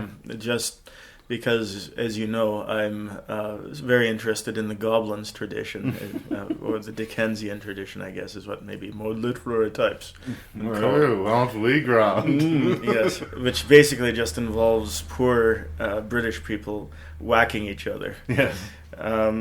But yeah, he does a great performance in this, even if it's a stereotype that I've seen before. And this is a funny movie. Yeah, it's charming. It's also, obviously, like I talked about with Phantasm, fairly low budget. Yes. Ambitiously so. And I think other than a few very obvious CG shots that you just kind of take on the chin, I like the movie enough that I roll with those punches. Mm-hmm. More so than I would argue that I did in Phantasm anyway. Well, in this one, you can actually see the budget, or lack of budget, showing in some of the performances as well. I'm thinking of John Sparadakos, I think his name. He plays this evil Irishman, right. And he just butchers his accent. And it doesn't, instead of coming out threatening like they wanted him to, it just... More comic. Yeah, well, it was just tin to my ears, and I can't imagine what it must have been like for Irish director Glenn McQuaid. Yeah, to have to put up with that. Yeah. I love his backstory, though, about his daddy crushing a series of precious items until finally one day he's given a rabbit where he kills and eats it himself before daddy can get to it. So there, Dad. This is the kind of dark imagination that runs throughout the movie. And it's the kind of episodes that happen in the movie as well, that you can't really expect this huge overarching plot. In fact, you're only about halfway through the movie before we start even hinting that there's an antagonist behind the scenes. I liked that there were some actual neat scares in this one too. There's a scene the very first time they run into the undead, because once again the idea of the supernatural is just slowly introduced. Yes, very slowly introduced. So okay, there's undead in this world, we discover, when they find a woman and she gets up when she's supposed to be dead. She's been buried at a crossroads, right? Yes. And I just love the scene where the camera focuses down at her feet and we see her stumbling towards them, and then all of a sudden they just lift right off the ground. Drag toward them. Yeah, that's super creepy. Made the hairs on my neck stand up. There's also a great shot where we have a panning camera shot that go from Monahan to Larry Fessenden, back to Monahan, back to the empty space where Larry Fessenden has run away in terror. Yes. It was visual gags, sort of winks of Sam Raimi, but a much more restrained sort of hand there. Yeah, I mentioned that it's not exactly a period piece either, because I detected that there's world building going on in this, rather than it being set in a specific time in the British Isles. At first I wrote it off because stuff like the guillotine, why would they have a guillotine in England? I thought, well, that's just historically inaccurate. I actually have a published work which is on the subject of grave robbing called Rosie's Knife. Anyway, so I know a lot about this subject. Looked into it beforehand, and so these inaccuracies, I thought, well, they didn't do their research. But then it becomes apparent on a boat ride over to an island that they're taking when Dominic Monaghan's character starts talking about the fishing village he was in, and the monsters there, that this is not our world. This is kind of a much darker world. Yeah, where people the shrieking eels were about to erupt from the water, possibly. Yeah, and but it's also an interesting world in that people seem to be aware of the supernatural, but kind of okay with it. But they getting, what are you gonna do? Getting terrified by the supernatural dead is just kind of an annoyance, really. Right? It happens and it's like, oh God.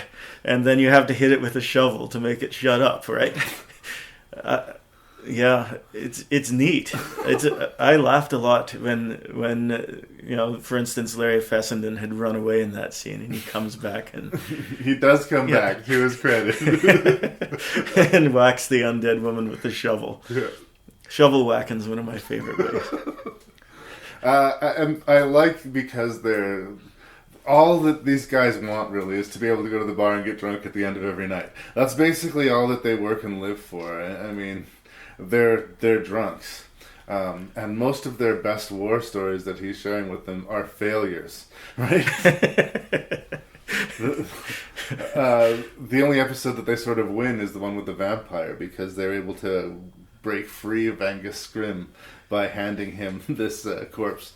There's another great scene where they keep removing the stake out of the woman's chest, and as soon as the stake comes up, she erupts with violence, and then they stab her again. And Larry Fessenden seems to be turning her on and off just to amuse himself after a point. Just utterly unfazable. And how nasty they are about the work, like breaking just a small hole in the lid of the coffin and then tying a rope around the body and just winching it out. You hear crunching as the body is being pulled out of the soul.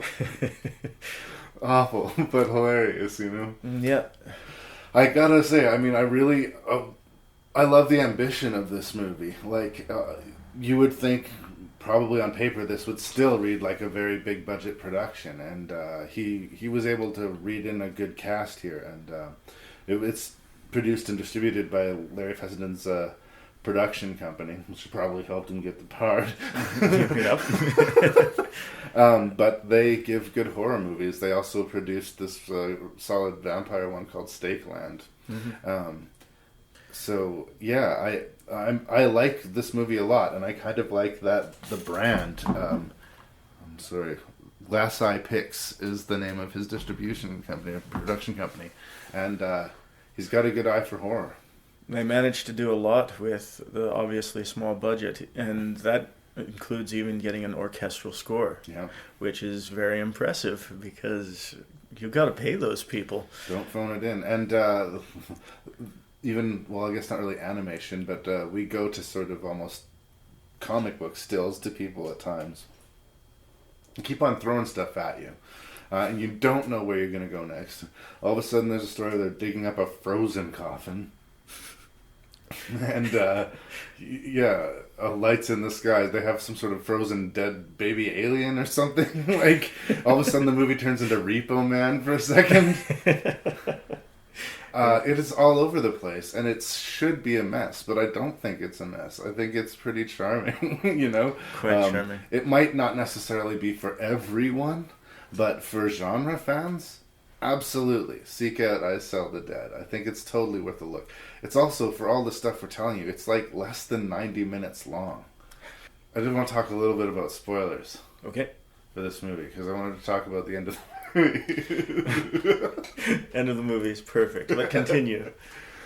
We find out that Hellboy, Ron Perlman, was the father of the Irishman, or the would-be wannabe Irishman who they'd zombified on the island. He inherited his bad Irish accent from his dad, apparently.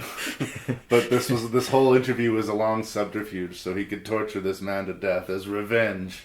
But lo and behold, Larry Fessenden saves the day, because he himself was bit by a zombie, and just cutting off his head is not going to kill him. And I laugh out loud every time, because his inability to be shocked by anything continues. He just mutters, "I've come off all supernatural."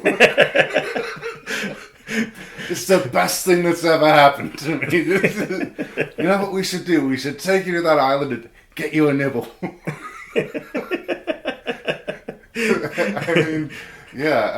I kind of feel bad spoiling that part of the movie, but like, it's just that dark humor throughout the movie I love so much, and the fact that it almost, it's like a mini TV series in itself. You could have like episodes of these two bumbling drunken buffoons and their dark misadventures, because I'd come back for more. I would watch the sequel to this. Anything else you want to say about I Sell the Dead? What more can be said?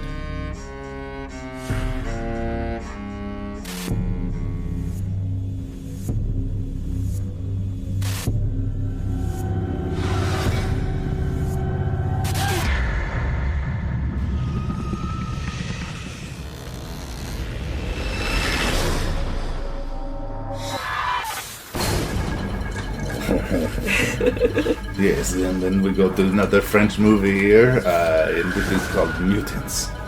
Yes, the French film Mutants, and it is directed by a man named David Morgan, and I don't know him very well. This is the only film of his that I have had a chance to see. This is one of these zombie movies in disguise.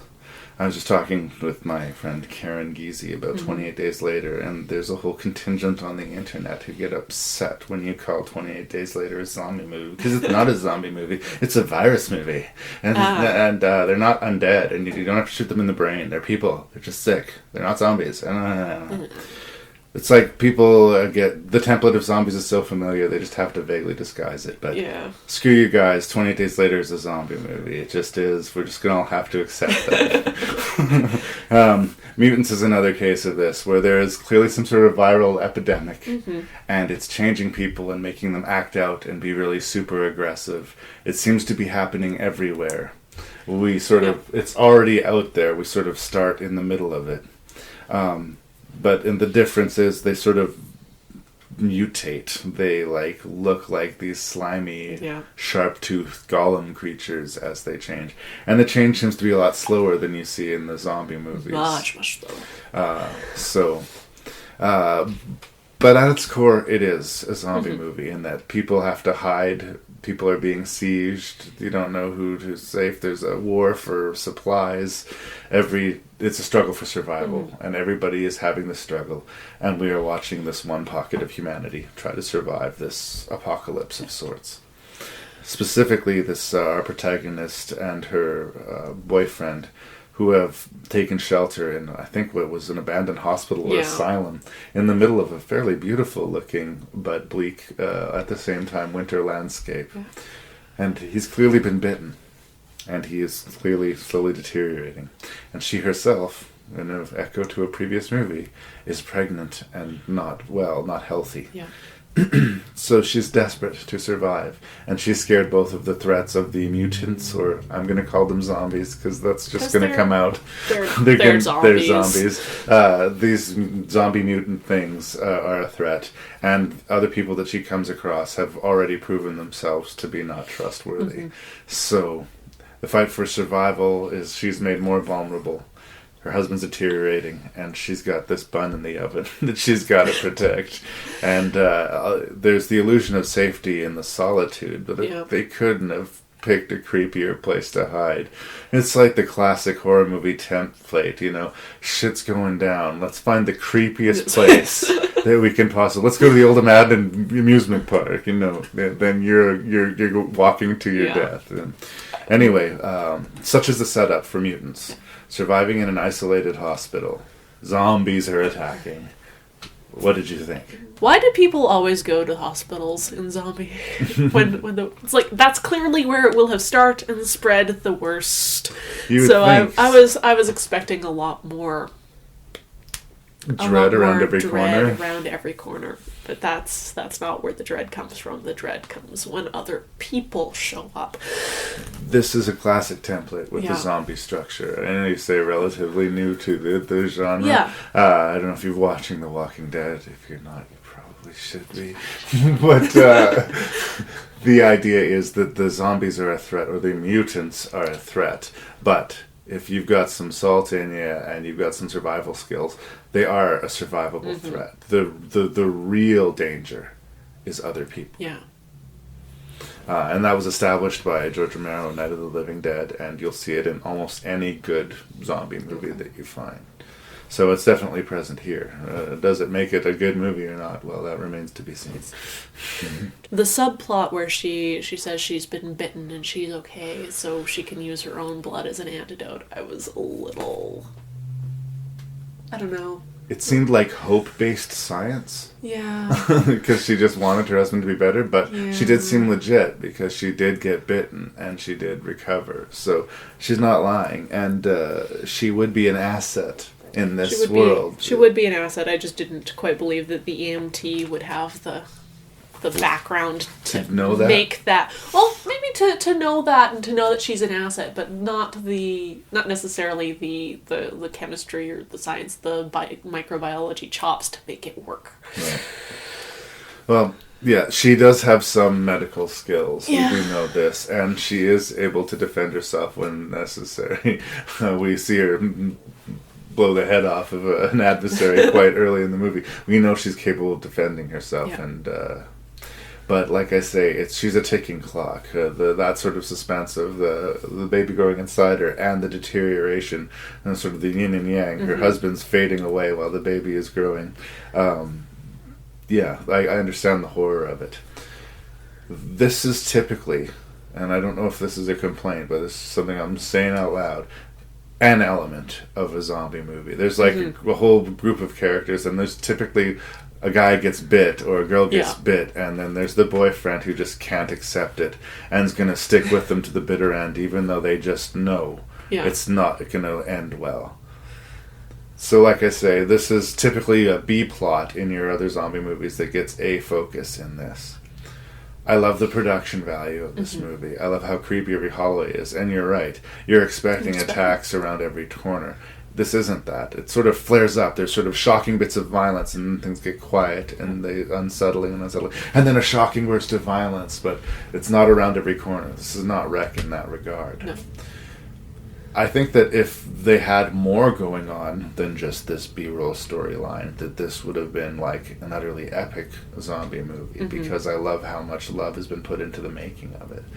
But because I'm a connoisseur of all things zombies, and because I see a lot of zombie movies, I can't say there's anything in this movie, aside from maybe the look of the zombies, that I have not seen before and quite a few times. And even, being newer coming in, I don't feel like it's treading a lot of new ground. No. And that's not bad. I mean, like I say, there's going to be another zombie movie next week about a group of survivors holed up in some place, and Larry will get around to watching it. Just like there will be another movie about a shark eating swimmers at a beach, and Larry will get around to watching it because it's just like you chum the waters and we'll swim up. So there's nothing wrong with being that. Another slasher movie or another ghost movie or another. It's just like you sort of bring your own little piece to bear. And I guess what this movie brought more than anything else, what stands out about it, is the production values. Every set looks very well considered, and the violence and sort of the visceral, like, horror aspect of the movie works really, really well. But the story is just familiar. Yeah, it's very. It's like an piece of IKEA furniture where it's very nice and it's all assembled very, very well, but it's not exciting. I almost fall back on that.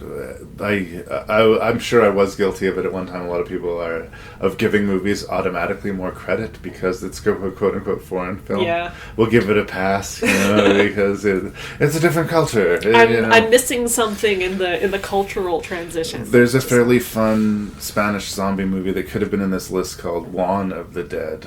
I've seen Juan of the Dead. There you go. Yeah. It's a fairly fun, engaging movie, but there's some like uncomfortable homophobic humor to it, right? But I give it a pass because it's just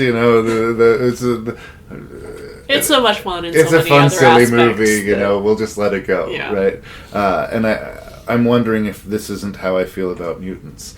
It feels like it wants to be this epic, brilliant, super huge, awesome horror movie, and it's a pretty good horror movie. It starts well. It starts well with characters like making intelligent decisions, and like the army girl was like insisting, no, we can't try and save this person. We have to shoot them. We have to shoot them now. I think it started strong. We established our main character as completely able to defend herself. She's certainly not this hysterical, save me, rescue me girl. She is our protagonist and the hero figure of the movie. But that being the case, I think that there's nothing that I didn't know that she didn't know when she arrived at the hospital. Her husband was going to turn and try to kill her. And other people were going to find this place and try to take it. And she doesn't take a lot of steps to accept that her husband's going to change her. I guess we'll take that. But to prepare herself and prevent these other people. And if she'd been bitten before and cured, you'd think an intelligent person would realize how important he would be to the world. And that maybe, as dangerous as it might be, finding if there's anything left of society that you can tether yourself to, as opposed to driving random barren highways. Running out of gas. That could be a budgetary thing because they didn't have the money to show us the evil chaos of the cities where everybody's overrun and there's mutants around in every shadow, But obviously this is a much more contained thing. They had this great location and it is great. It is. And that's where the bulk of the movie is. And they suck all of the atmosphere that they can out of it. But yeah, like I said, familiar elements. Well made, worth a look, but I sort of felt like I was forgetting it a little bit while I was watching it too. Again, and then sometimes I want that, Sometimes you want a real big meal, something that you can duck into, and sometimes you just want something to watch that's not a test pattern. The comfort of familiarity. This one, the hardest thing about it is that there's subtitles, but it is so beautifully shot. You could almost watch it with the sound off. And the subtitles are well done. I didn't notice any real problems, and I know just enough French to know if they've done it wrong. So that was. And I'm comforted that I can say positive things about the other French movie because I felt like I took this huge hot wet shit all over. They came back, and Mutants, it's familiar, but it's completely competent. I would watch another film directed by David Morley. Yes. I think the cast is talented, the production is great, and it definitely earns the reputation that the French has been getting for being able to knowing how to handle a horror movie. a lot of the times they're a little bit too, and I have a rich taste for this. A lot of times they're a little too harsh for my taste. Okay. The French are just like, they do violence almost too well sometimes. And that's actually true in this movie. The violence is quite extreme and believable. I mean, they look like monsters. Yeah, but the physicality is absolutely realistic, and that's, I'm a little bit of a stage combat junkie, so that makes me happy. Well, that's good, and this is something that, I mean, and I don't. This might be a sensitive nerve for you. I like the Ripley character, the alpha female, sort of defending herself and kicking ass. But if that's the case, if you're doing that, I have to believe that she's capable of defending herself against. So this is the thing, like the Resident Evil movies, and I know they're terrible and whatnot. She's just a really beautiful girl, and she's like 90 pounds soaking wet, and she punches a guy and he like breaks through a wall, and I just don't believe the physics, the math of that just doesn't ring true to me. They're really good at making me believe it in this scenario, that she's small but she's tough, and that she's a scrapper, and that, they're not faking it. She's not starting at the ladies' tea at the risk of being offensive. No. She is all out. She is our protagonist, and she kicks ass throughout the film, and it's refreshing. So we can like that about it. It does bother me when, all of a sudden this tiny girl child, is just capable of way more strength than has been demonstrated before. And that does happen in movies sometimes. A little bit often. This is why superhero movies are getting really difficult for me to watch. Right. Because I want my action to be credible. Right. It doesn't, all of the math doesn't have to exactly work out, but I want it. I don't want to have to leave my disbelief outside. I just want to put it on the seat next to me. I'll put it this way: I know nothing about physics, so I don't want to have to look at something and say that's bad physics, because I shouldn't know that. No. Anyway, I'm recommending Mutants, but I'm not falling over myself. Yeah. Is that about where you are? I think so. It's if somebody, I'm not going to run around going, you have to watch Mutants. If somebody goes, hey, have you seen Mutants? I'm going to go, yeah, it's worth watching. Again, for my zombie people out there, and I know I've got listeners who are big on the zombies. If you like zombie movies, this is one worth seeking out. Like I say, good production values, and it's French. You get a little global zombie into your library. Absolutely. Worth a look. It's not a bad movie. It's not amazing. Yeah.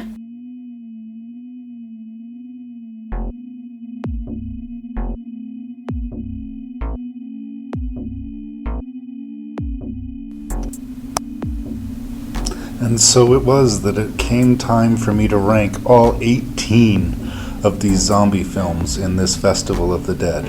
And now I know a lot of you are going to have problems with me including the Evil Dead movies there. I know those are possessed people, demonic, not necessarily, strictly speaking, zombies. But you know what? I'm just going to ask you to live with it. In the last 2 episodes, we have reviewed 18 zombie movies. And the movie that I think has the unpleasant distinction of being the worst of them is indeed Humans vs. Zombies. Now, how did it manage to score the 18th position over the 17th position, which is Burial Grounds, The Nights of Terror?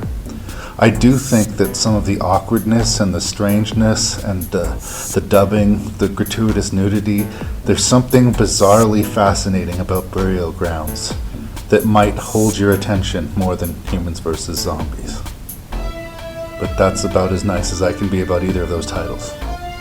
In 16th place, and this is personal, They Came Back.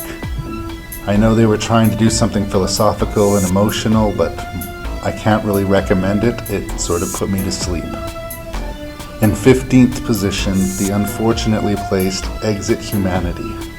I love Canadian-made films, I love low-budget cinema, and I love zombies movies that are ambitious. Exit Humanity is all of those things, and yet just not that great. It's a movie I like for what it wants to be, more than it is. In 14th position, Flight of the Living Dead. It's completely stupid, completely empty, and yet somehow watchable. In 13th place, the French film Mutants. Again, the definition of zombie here is a little bit looser. The production values are amazing, but the story is kind of simplistic. I do think it's worth seeking out for real aficionados of the genre, but Mutants doesn't quite make the top half of the list. Another curious title comes in at number 12. That would be Trailer Park of Terror. It's funny, it's strange. The zombies are more sort of demonic revenants, but I think that zombie fans would probably enjoy this picture, so check out Trailer Park of Terror. In 11th position, Cockneys vs. Zombies. Fairly successful zombie comedy. Gets the job done, doesn't blow anyone's minds, but it's fun. In 10th position, I Sell the Dead. And I think the only reason it doesn't rank higher is that it's very limited in its zombie spectrum. I Sell the Dead is so ambitious that zombies only take up a small part of it. But I do think that it's something people should seek out. So in 10th position, I Sell the Dead.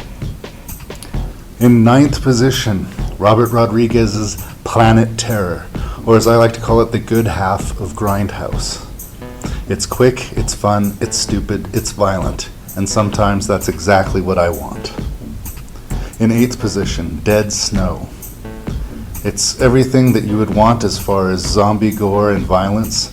It's funny and bizarre, and it's got the sinister angle of Nazi zombies, so have a look. It's really doing everything it can to entertain.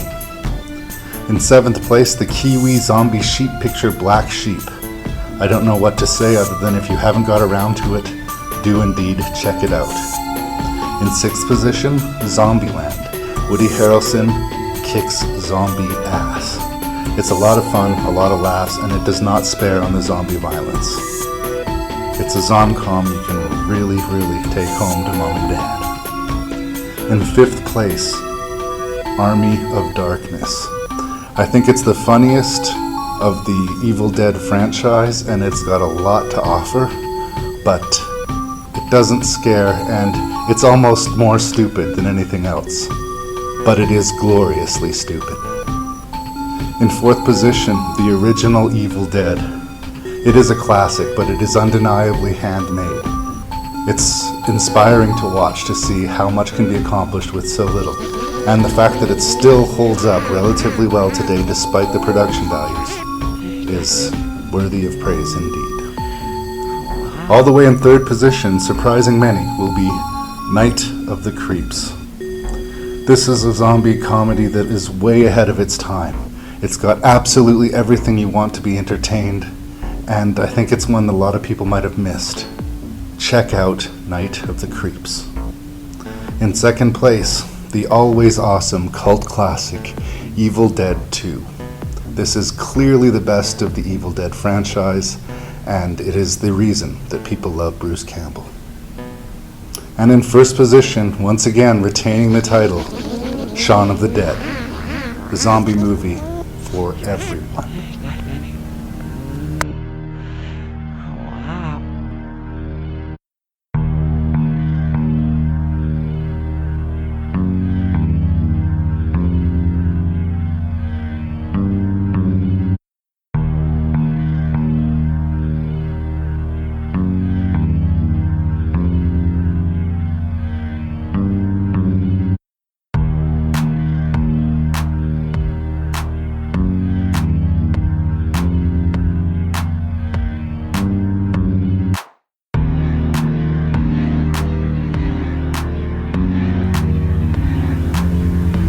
Festival of the Dead has wound to a close.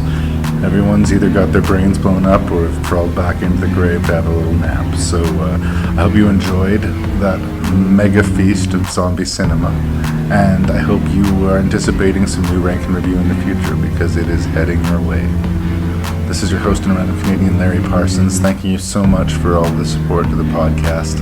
Please write me at rankandreview@gmail.com. That's ranknreview@gmail.com. Seek out the podcast on Facebook, seek it out on iTunes, and just tell that other friend in your life that loves the movies that there's this podcast called Rank and Review, and it's been waiting for them.